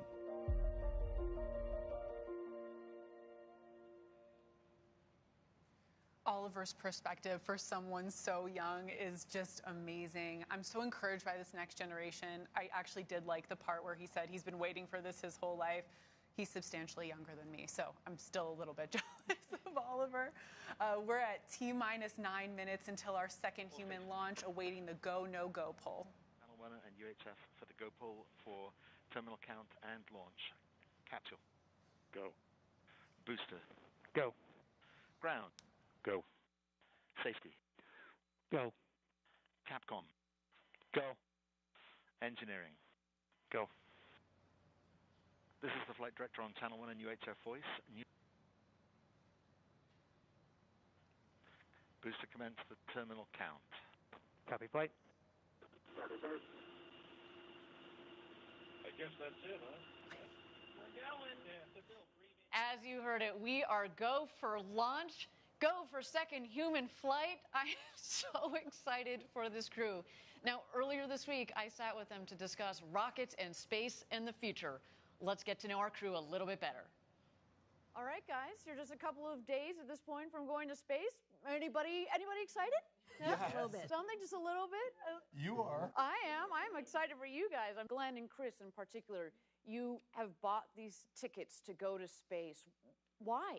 Yeah, the ticket is for the view. The ticket is to really get that understanding of what it's like to see Earth from that perspective and feel like we're part of this tiny little planet and this little civilization that frankly has a lot of work to do to make Earth work better, to make it more sustainable. And I want to carry that feeling that we're going to get from that view back down with me and hopefully turn that into making the world a better place. And frankly, I think being able to do that is something that can not just be great for those of us who have the privilege of being able to do this now, but will fuel this industry that will allow us to have as many people as possible on the planet see that, and everybody benefit from the things that are going to come out of space and space technology. Yeah, I mean, this is, for me, for personally a lifelong dream, but I realized that, space is opening up for everyone.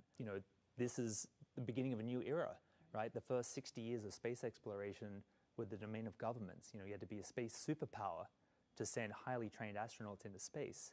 And, Glen and I are just regular citizens flying up. It's amazing that this is happening. I think in about 60 years, we'll look back at this year and go, this is the year the doors finally open for the human race to go to space. Fantastic. And Audrey,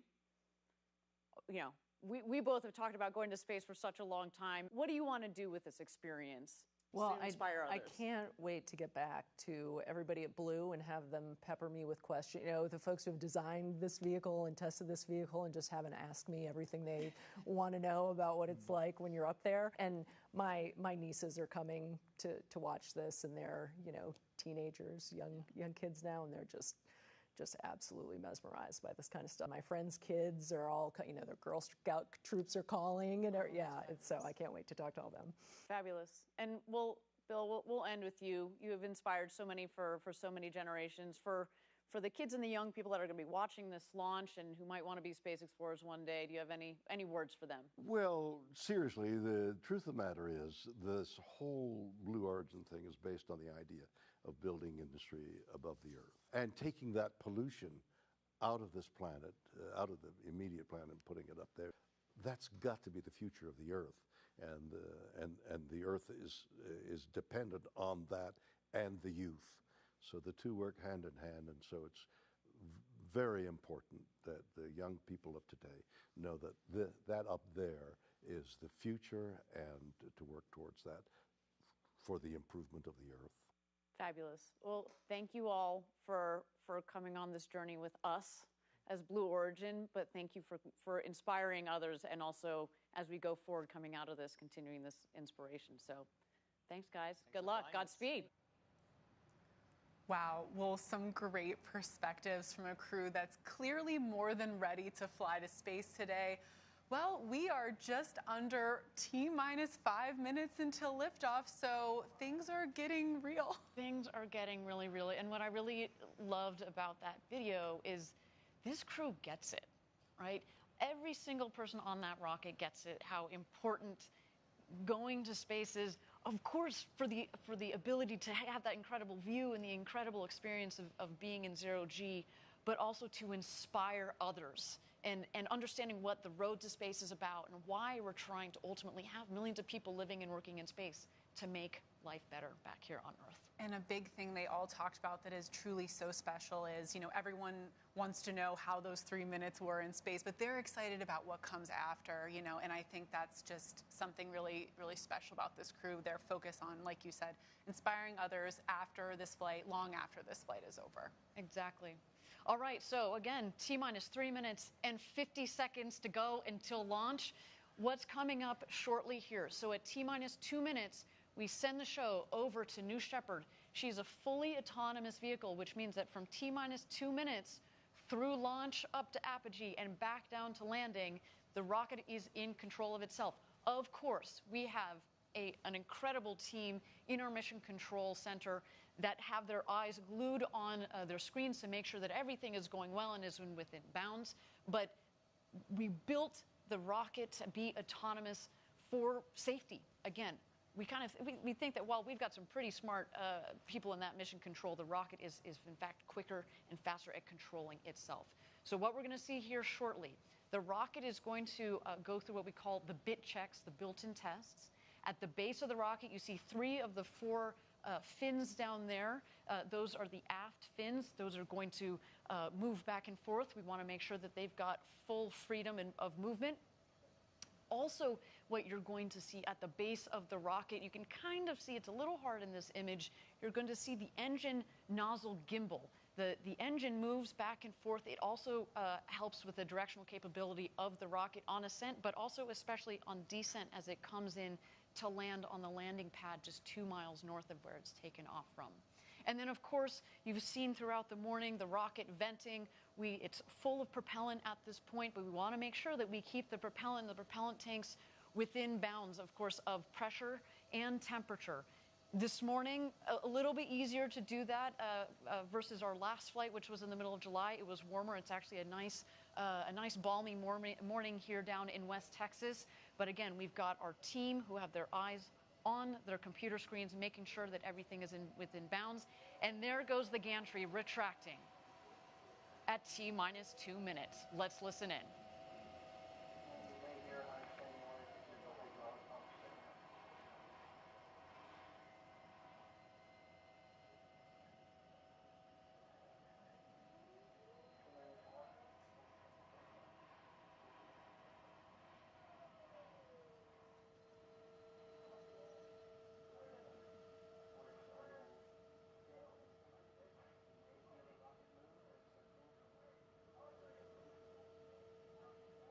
There go the aft fin checks at the base of the rocket.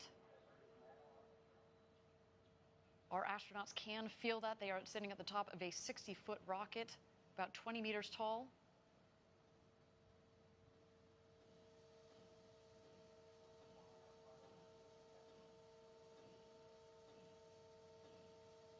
T-minus 1 minute.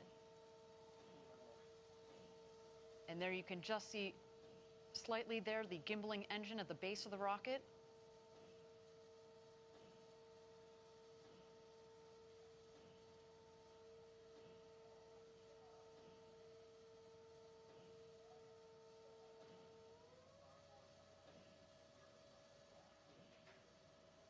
All right, everybody. Chris Boshuizen, Glen de Vries, Audrey Powers, and William Shatner are about to go where very few humans have gone before.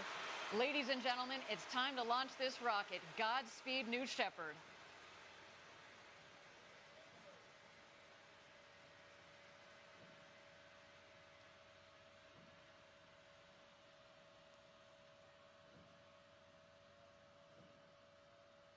Minus 10, 9, 8, 7, 6, 5, 4. Command engine start. 2, 1.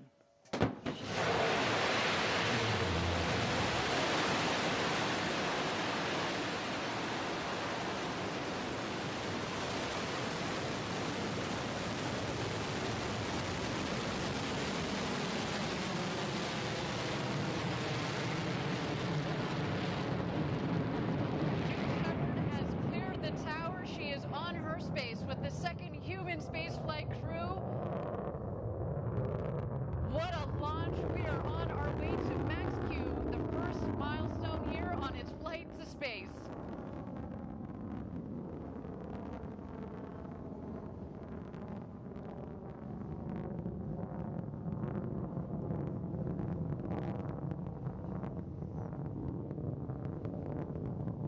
You can follow along, obviously, with the altimeter at the base of the screen as well as the speedometer. They are gaining speed on their climb to space. We have confirmed max Q. This is when the aerodynamic stresses on the vehicle were at their maximum.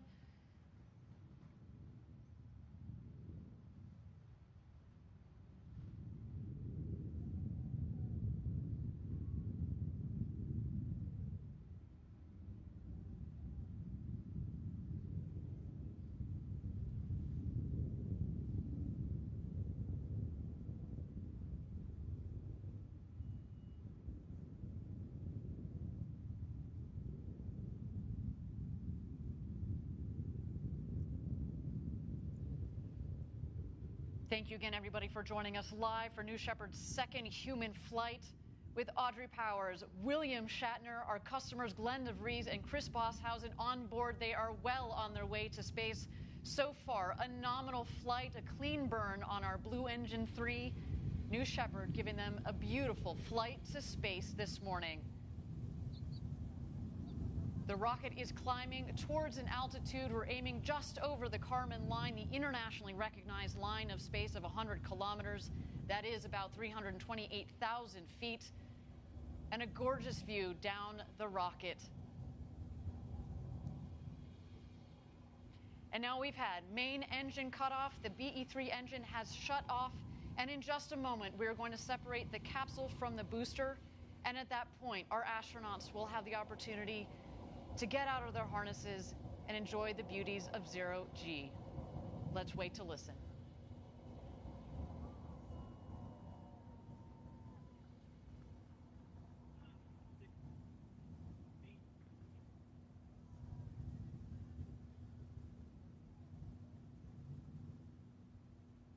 And there you can see a clean separation between the capsule and the booster.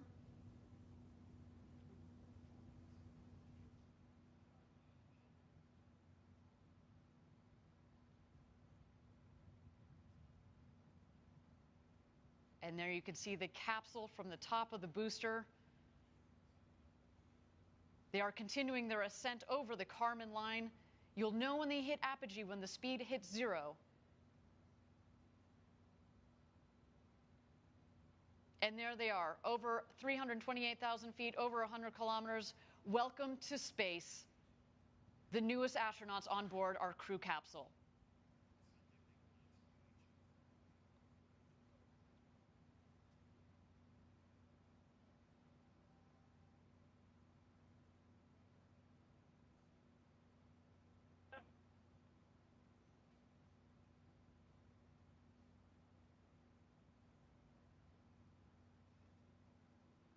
And there they are. They have just about hit their apogee. at about 351,000 feet. And while we don't have apogee, I can just imagine, Jackie, they are having the time of their lives.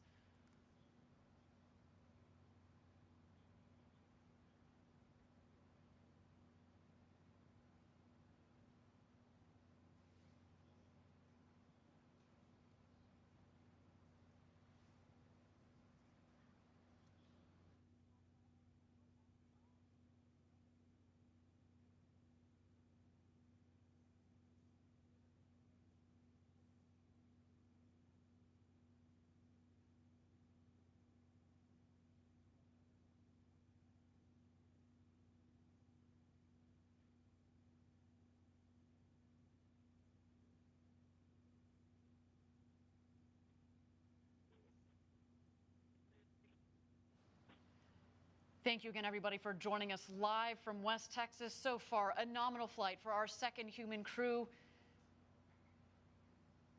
So exciting, Jackie, to have sent Captain Kirk himself, William Shatner, to space. I cannot wait to hear his commentary upon return, as well as our two customers, Chris Boshuizen from Australia, to all the fans tuning in from down under.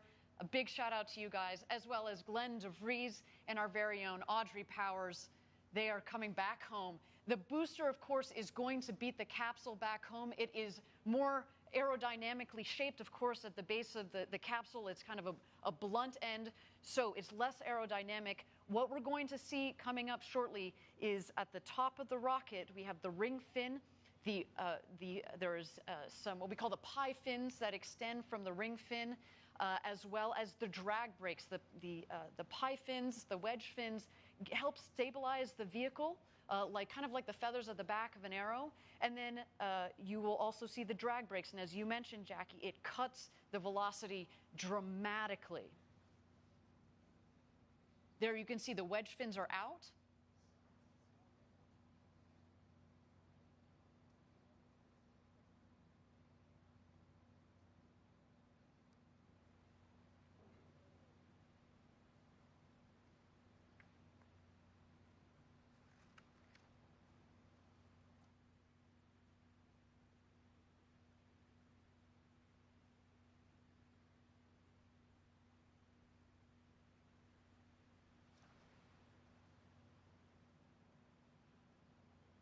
Here we see the descent. We are going to expect the BE-3 engine to relight just at about 3,600 feet or about 1,200 meters above ground level. Let's wait for that now. The drag brakes have deployed. And here we come, New Shepard.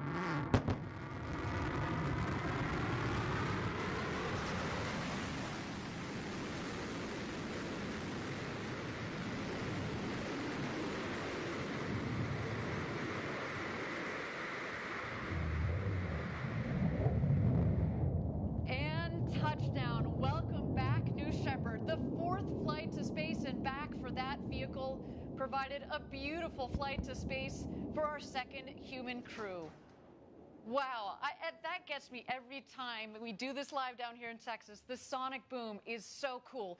Drag brakes are folding back in, as have the wedge fins. Just looks like you could fuel her up and go again. What do you think, Jackie? And even when you know to expect the sonic boom, it still catches you off guard every time. Talk about a rumble. A beautiful sight of our New Shepard rocket there in the West Texas desert. But of course, the show is not over. The capsule is descending. We are waiting for first the drogue chutes to deploy. Those are very much like the guide parachutes.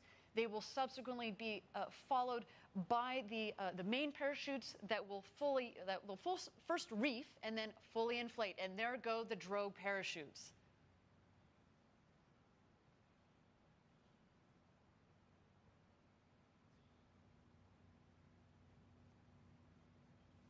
And here come the mains. Whew, what a flight.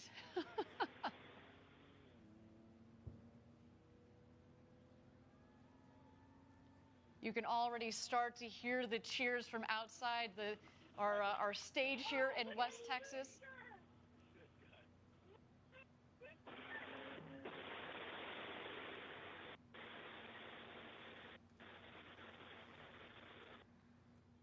her a piece of fog cola. Like there's a lot. Look out your window, Audrey. Oh, yeah, I see it. I can't see the booster. Where is it? From the cover. It's going to rotate. Where is that?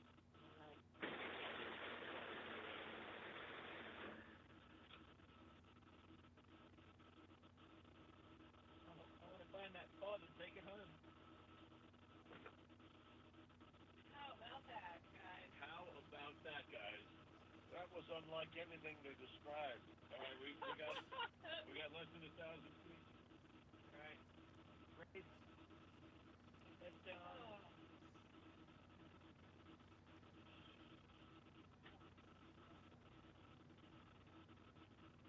And here comes our crew back into the desert. Newest astronauts 5, 96, 97, 98, and 99. That's unlike anything you'll ever feel. Stand by touchdown. Stand by touchdown. Stand by touchdown.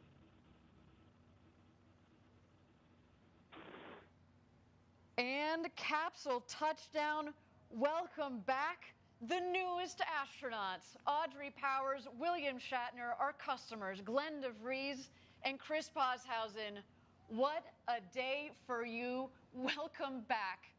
I cannot wait to talk to them, Jackie, and just get what they experienced up there this morning. What a clean and beautiful flight from the rocket for our astronauts. What an absolutely stunning flight. And I also loved hearing that audio of them on their way back about how this experience was for them. And I can't wait to hear their stories. Well, you heard William Shatner say, this is like nothing I've ever experienced before. So coming from a man who in theory has experienced space who for has decades. gone warp speed and traveled the entire intergalactic universe. This was like nothing he's ever seen before.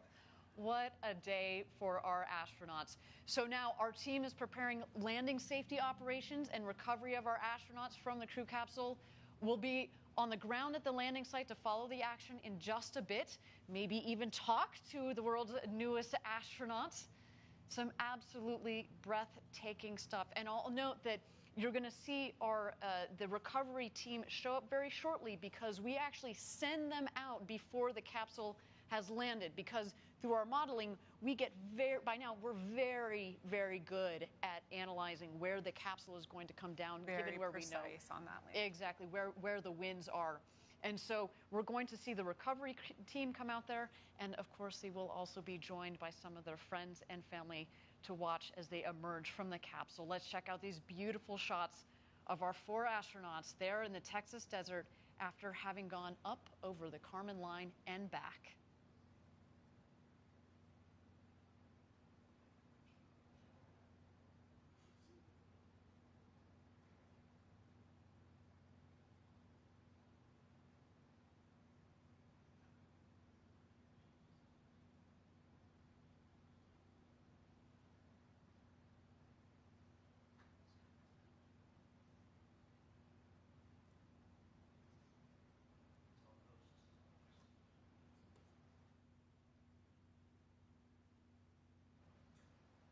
And here's some beautiful shots of our 4 astronauts in the capsule awaiting the recovery team. I understand from Capcom that they have had communications with those 4 astronauts, and they have all given the thumbs up that they are doing A-OK after an exhilarating flight to space and back.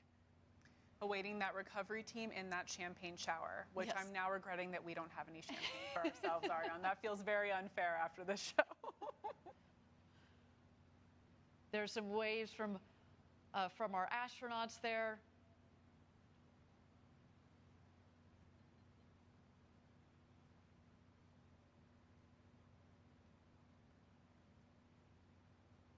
And there in the foreground, you see the capsule, the background, their ride to space, the new Shepard booster. Again, that booster has flown to space and back 4 times with this flight. And coming to get them is the recovery crew.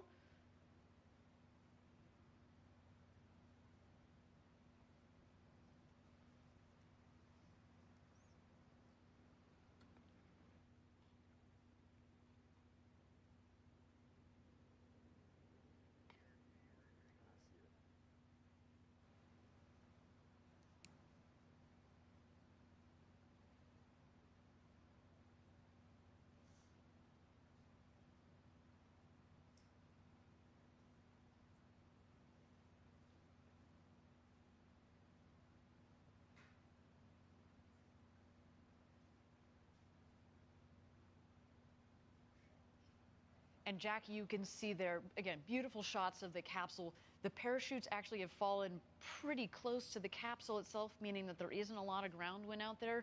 We talked about this earlier in the show, and of course we had to delay a day because of the gusty winds that have been out there. But no, today has been a beautiful day for a launch and landing of a rocket and launch and landing of 4 new astronauts. I know we were talking to Chris a couple days ago, and he actually flew that USB full of music from around the world to space. As you mentioned, he's a DJ. So, of course, we have our new astronauts. We have our Club for the Future postcards that have just returned from space. And, of course, you know, some of the personal items like this awesome USB full of music. I wish we could be playing some of that right now. Well, you probably will soon. Actually, Yes. you know, as we mentioned, Chris Boshuizen has kind of a side gig as a DJ, DJ Crispy, and he actually released an album on Friday, and I can't wait to see what he does with that music. Some musicians on board, too. Of course, William Shatner, everybody knows him as an actor. He also sings. I think that's one of the most beautiful things about what we're doing at Blue Origin. Again, opening the door to more people to go to space. Yes, the scientists, yes, the engineers, but now the artists, poets, singers, DJs, let's just see what they create coming out of this experience. We have said it before, going to space changes you. We've talked about the overview effect, and I can't wait to see how the stories that come out of, and the art that comes out of this. All right, we now have Sarah Knight going around the capsule, getting the thumbs up from each of our astronauts.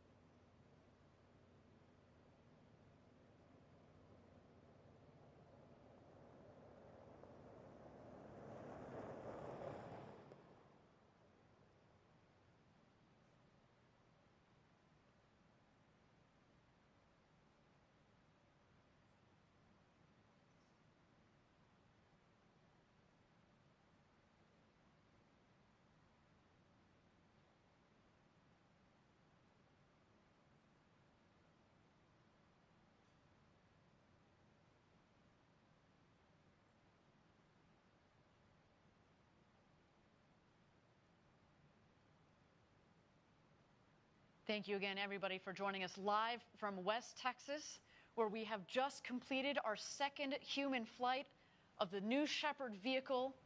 Our crew on board, the great William Shatner, now who has become the oldest person to have ever flown to space at the ripe age of 90 years old, our very own Audrey Powers, as well as our 2 customers, Glen de Vries and Chris Boshuizen. Our recovery crew is out there and is about to open the hatch. There is our founder, Jeff Bezos, giving the big thumbs up.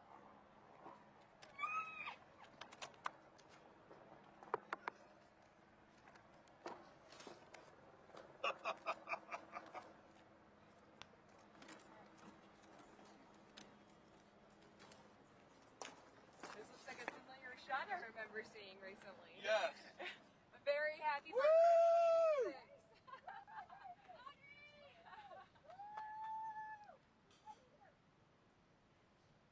And here come their friends and family.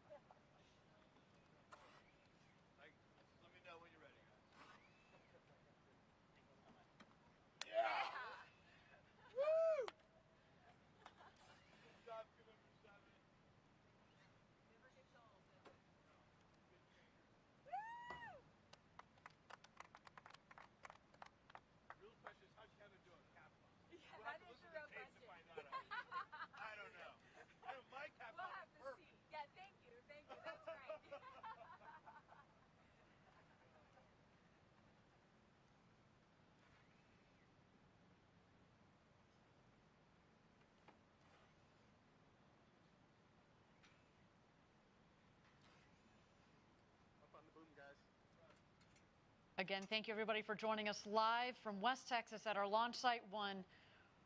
Our second human space flight crew has gone to space and back up over the Kármán line, just over 351,000 feet. We're awaiting Jeff Bezos, who is now opening the hatch.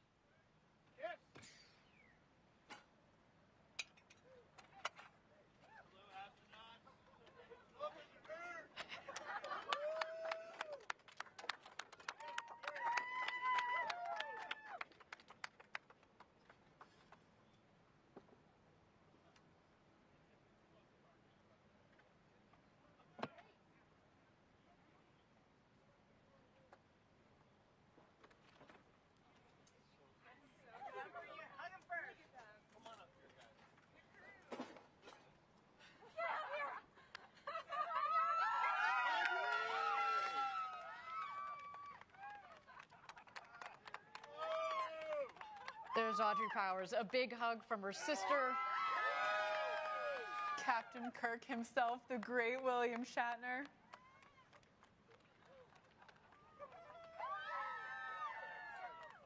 Our customer, Chris Boshuizen, the first full Australian citizen to go to space and back. And Glen de Vries.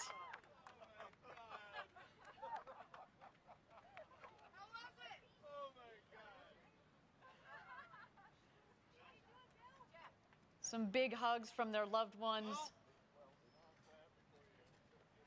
In a way, it's indescribable.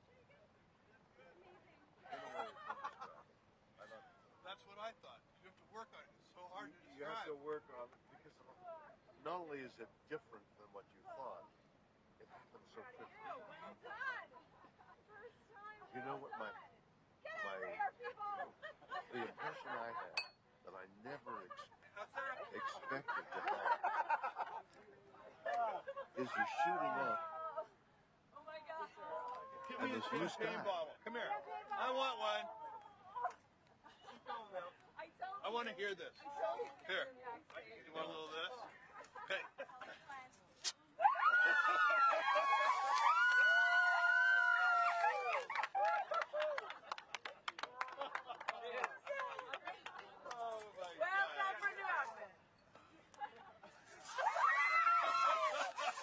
The champagne showers have begun. Smiles all around. William Shatner taking in the moment clearly. What you have done. If everybody in the world needs to do this. Everybody in the world needs to see the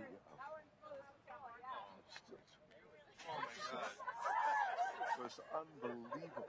Unbelievable. I mean, you know, the little things of weightlessness. But to see the blue cover go whip by, and now you're staring into blackness. That's the thing. The covering of blue, this sheet, this blanket, this comforter of blue that we have around us. We think, oh, that's blue sky. And then suddenly you shoot through it all of a sudden, as though you whip off a sheet off you when you're asleep, and you're looking into blackness, into black ugliness. And you look down, and there's the blue down there, and the black up there, and it's just, there is Mother and Earth and comfort, and is there death? I don't know. Is that death? Is that the way death is?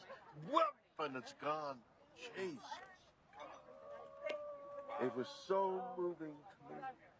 This experience has been something unbelievable. You see, yeah, you know, weightless, my stomach went up, and I thought, God, this is so weird. But not as weird as the covering of blue. This is what I never expected. Oh, it's one thing to say, oh, the sky and the thing and the fragile thing. It's all true. But what isn't true, what is unknown until you do it, is there's this pillow, there's this soft blue. Look at the beauty of that color. And it's so thin. And you're through it in an instant. It's what how thick is it? We know. I mean, the atmosphere. Is it a mile? 2 miles? I mean, it depends on how you measure because it thins out, but maybe 50 miles. But you're going 2,000 miles an hour. So you're through 50 miles whatever the mathematics Fast. are. Yeah, really You know, fast. it's like a beat, and suddenly you're through the blue. And you're into black. And you're into, you know, it's mysterious and galaxies and things. But what you see is black. And what you see down there is light. And that's the difference. And not to have this, you have done something. I mean, whatever those other guys are doing, what isn't, I don't know about that. What you have given me is the most profound experience I can imagine. I'm so filled with emotion about what just happened. It's extraordinary. Extraordinary. I hope I never recover from this. I hope that I can maintain what I feel now. I don't want to lose it. It's so much larger than me and life. And it hasn't got anything to do with the little green planet, the blue orb, it has nothing to do with that. It has to do with the enormity and the quickness and the suddenness of life and death. Oh my God. It's something. It's so beautiful. Beautiful, yes, beautiful in its way, but... No, I mean your words. Oh, my words. It's just amazing. I don't know. I can't even begin to express what I would love to do is to communicate as much as possible the jeopardy, the moment you see how the vulnerability of everything. It's so small. This air, which is keeping us alive, is thinner than your skin. It's a sliver. It's immeasurably small when you think in terms of the universe.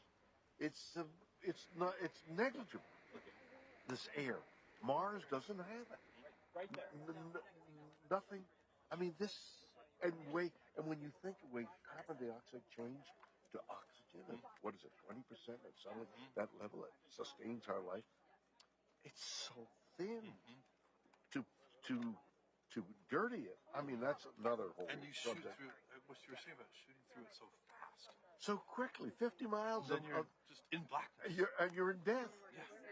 Yeah. The moment This is life. This is life, and that's death. And it's in an instant. You go, wow, that's death. That's what I saw. That's amazing. That's amazing. And wow. I am overwhelmed. I had no idea.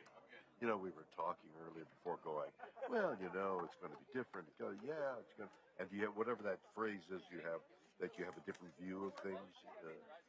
It doesn't begin to explain, to describe what for me, I mean, everybody's going to, but, and this is now the commercial, everybody, it would be so important for everybody to have that experience through one means or another. I mean, maybe you could put it on 3D and wear the goggles and have that experience. I mean, that certainly is a technical possibility. But what you need also, we're lying there and I'm thinking, listen, one delay after another delay, we're lying there, and I'm thinking, how do I feel? And I'm thinking, I'm a little jittery here. And when they move the pins, oh, there's something in the engine. They found an anomaly in the engine. They found an anomaly in the engine. We're going to hold a little longer. Oh, you're going to hold a little longer.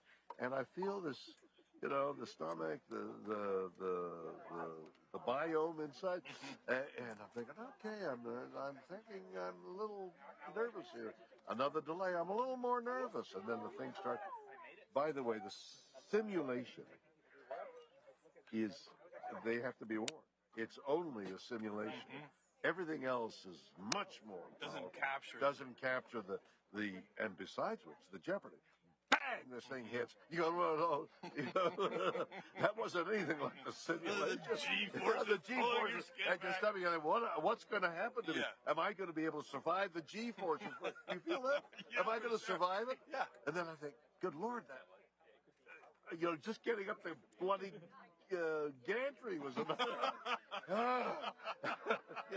Oh my God, what an experience! What?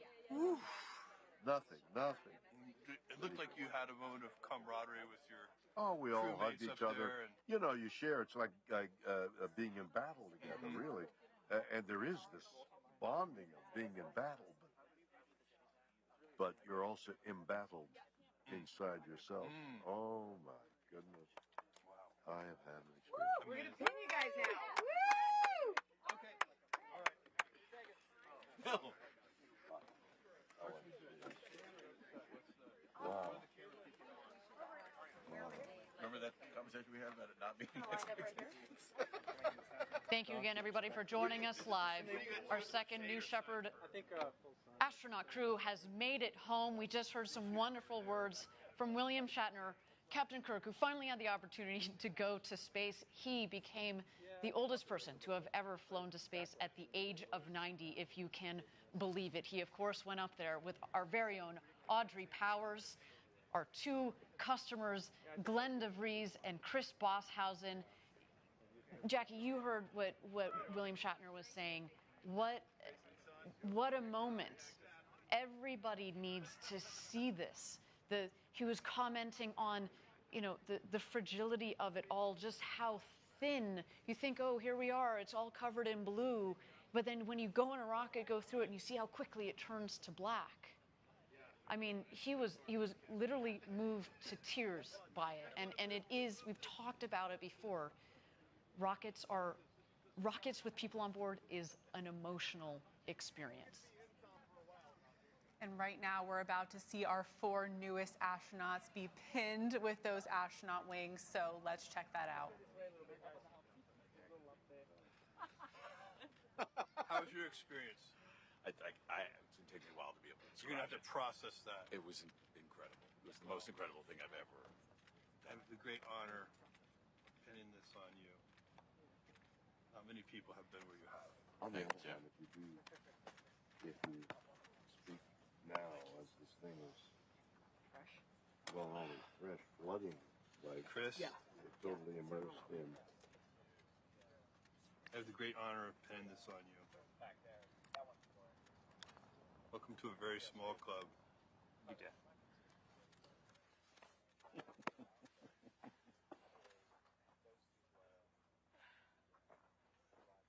Bill, it's my real honor to pin this on you.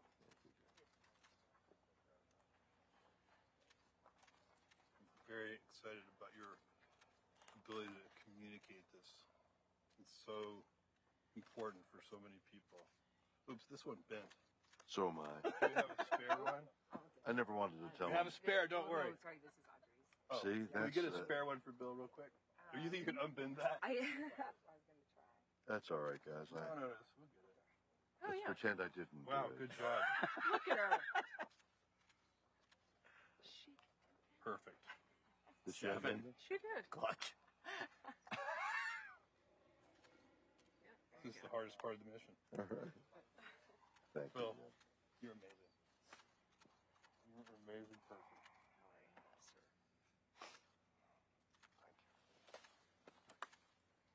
Audrey, you are so deserving of this. Thank you. You've worked so hard on this program, and all your life, you've been dreaming of this. Isn't that true?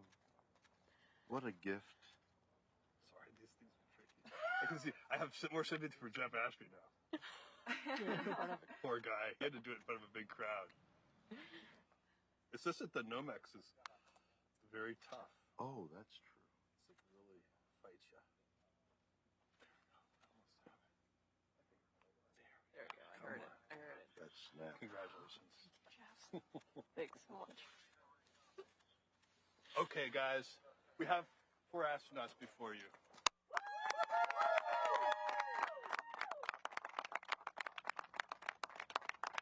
That was absolutely amazing. As Jeff said, we've got 4 astronauts before you.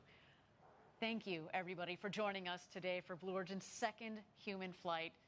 Of course, a special thank you to Chris Boshuizen and Glen, our customers. We look forward to, in the next several years, flying more and more of you customers from around the world. And if you watching at home are interested in flying with us, please go to blueorigin.com and click on Fly to Space. We cannot wait to send you up. Jackie, thank you so much for spending this time this morning on the desk with you. It was so much fun. Thank you, Ariane. It was an incredible day, and I cannot wait to hear the stories from these astronauts, especially Audrey. I'm so excited to see her, give her a big hug, and hear how her experience was. Absolutely, and we already heard from William Shatner and how he's still trying to find his words, and certainly Glen and Chris, who have vowed as well to share the story with the rest of the world. Cannot wait to hear that. Everybody, the road to space is being built. You're seeing it right here. We took a big step today. And if you are interested in joining our extraordinary team, please visit our website. Yes, please join us. From two people who have been at Blue Origin for quite a long time, please come join us. And if you'd like to commemorate the day Captain Kirk flew to space, we of course have mission patches. Here you see it on the screen, apparel and other collectible gear in the Blue Origin shop. Everybody, my name is Ariane Cornell. For Jackie Cortez and everybody here at Blue Origin, thank you for joining us. And until our next launch, Gradatum Ferociter.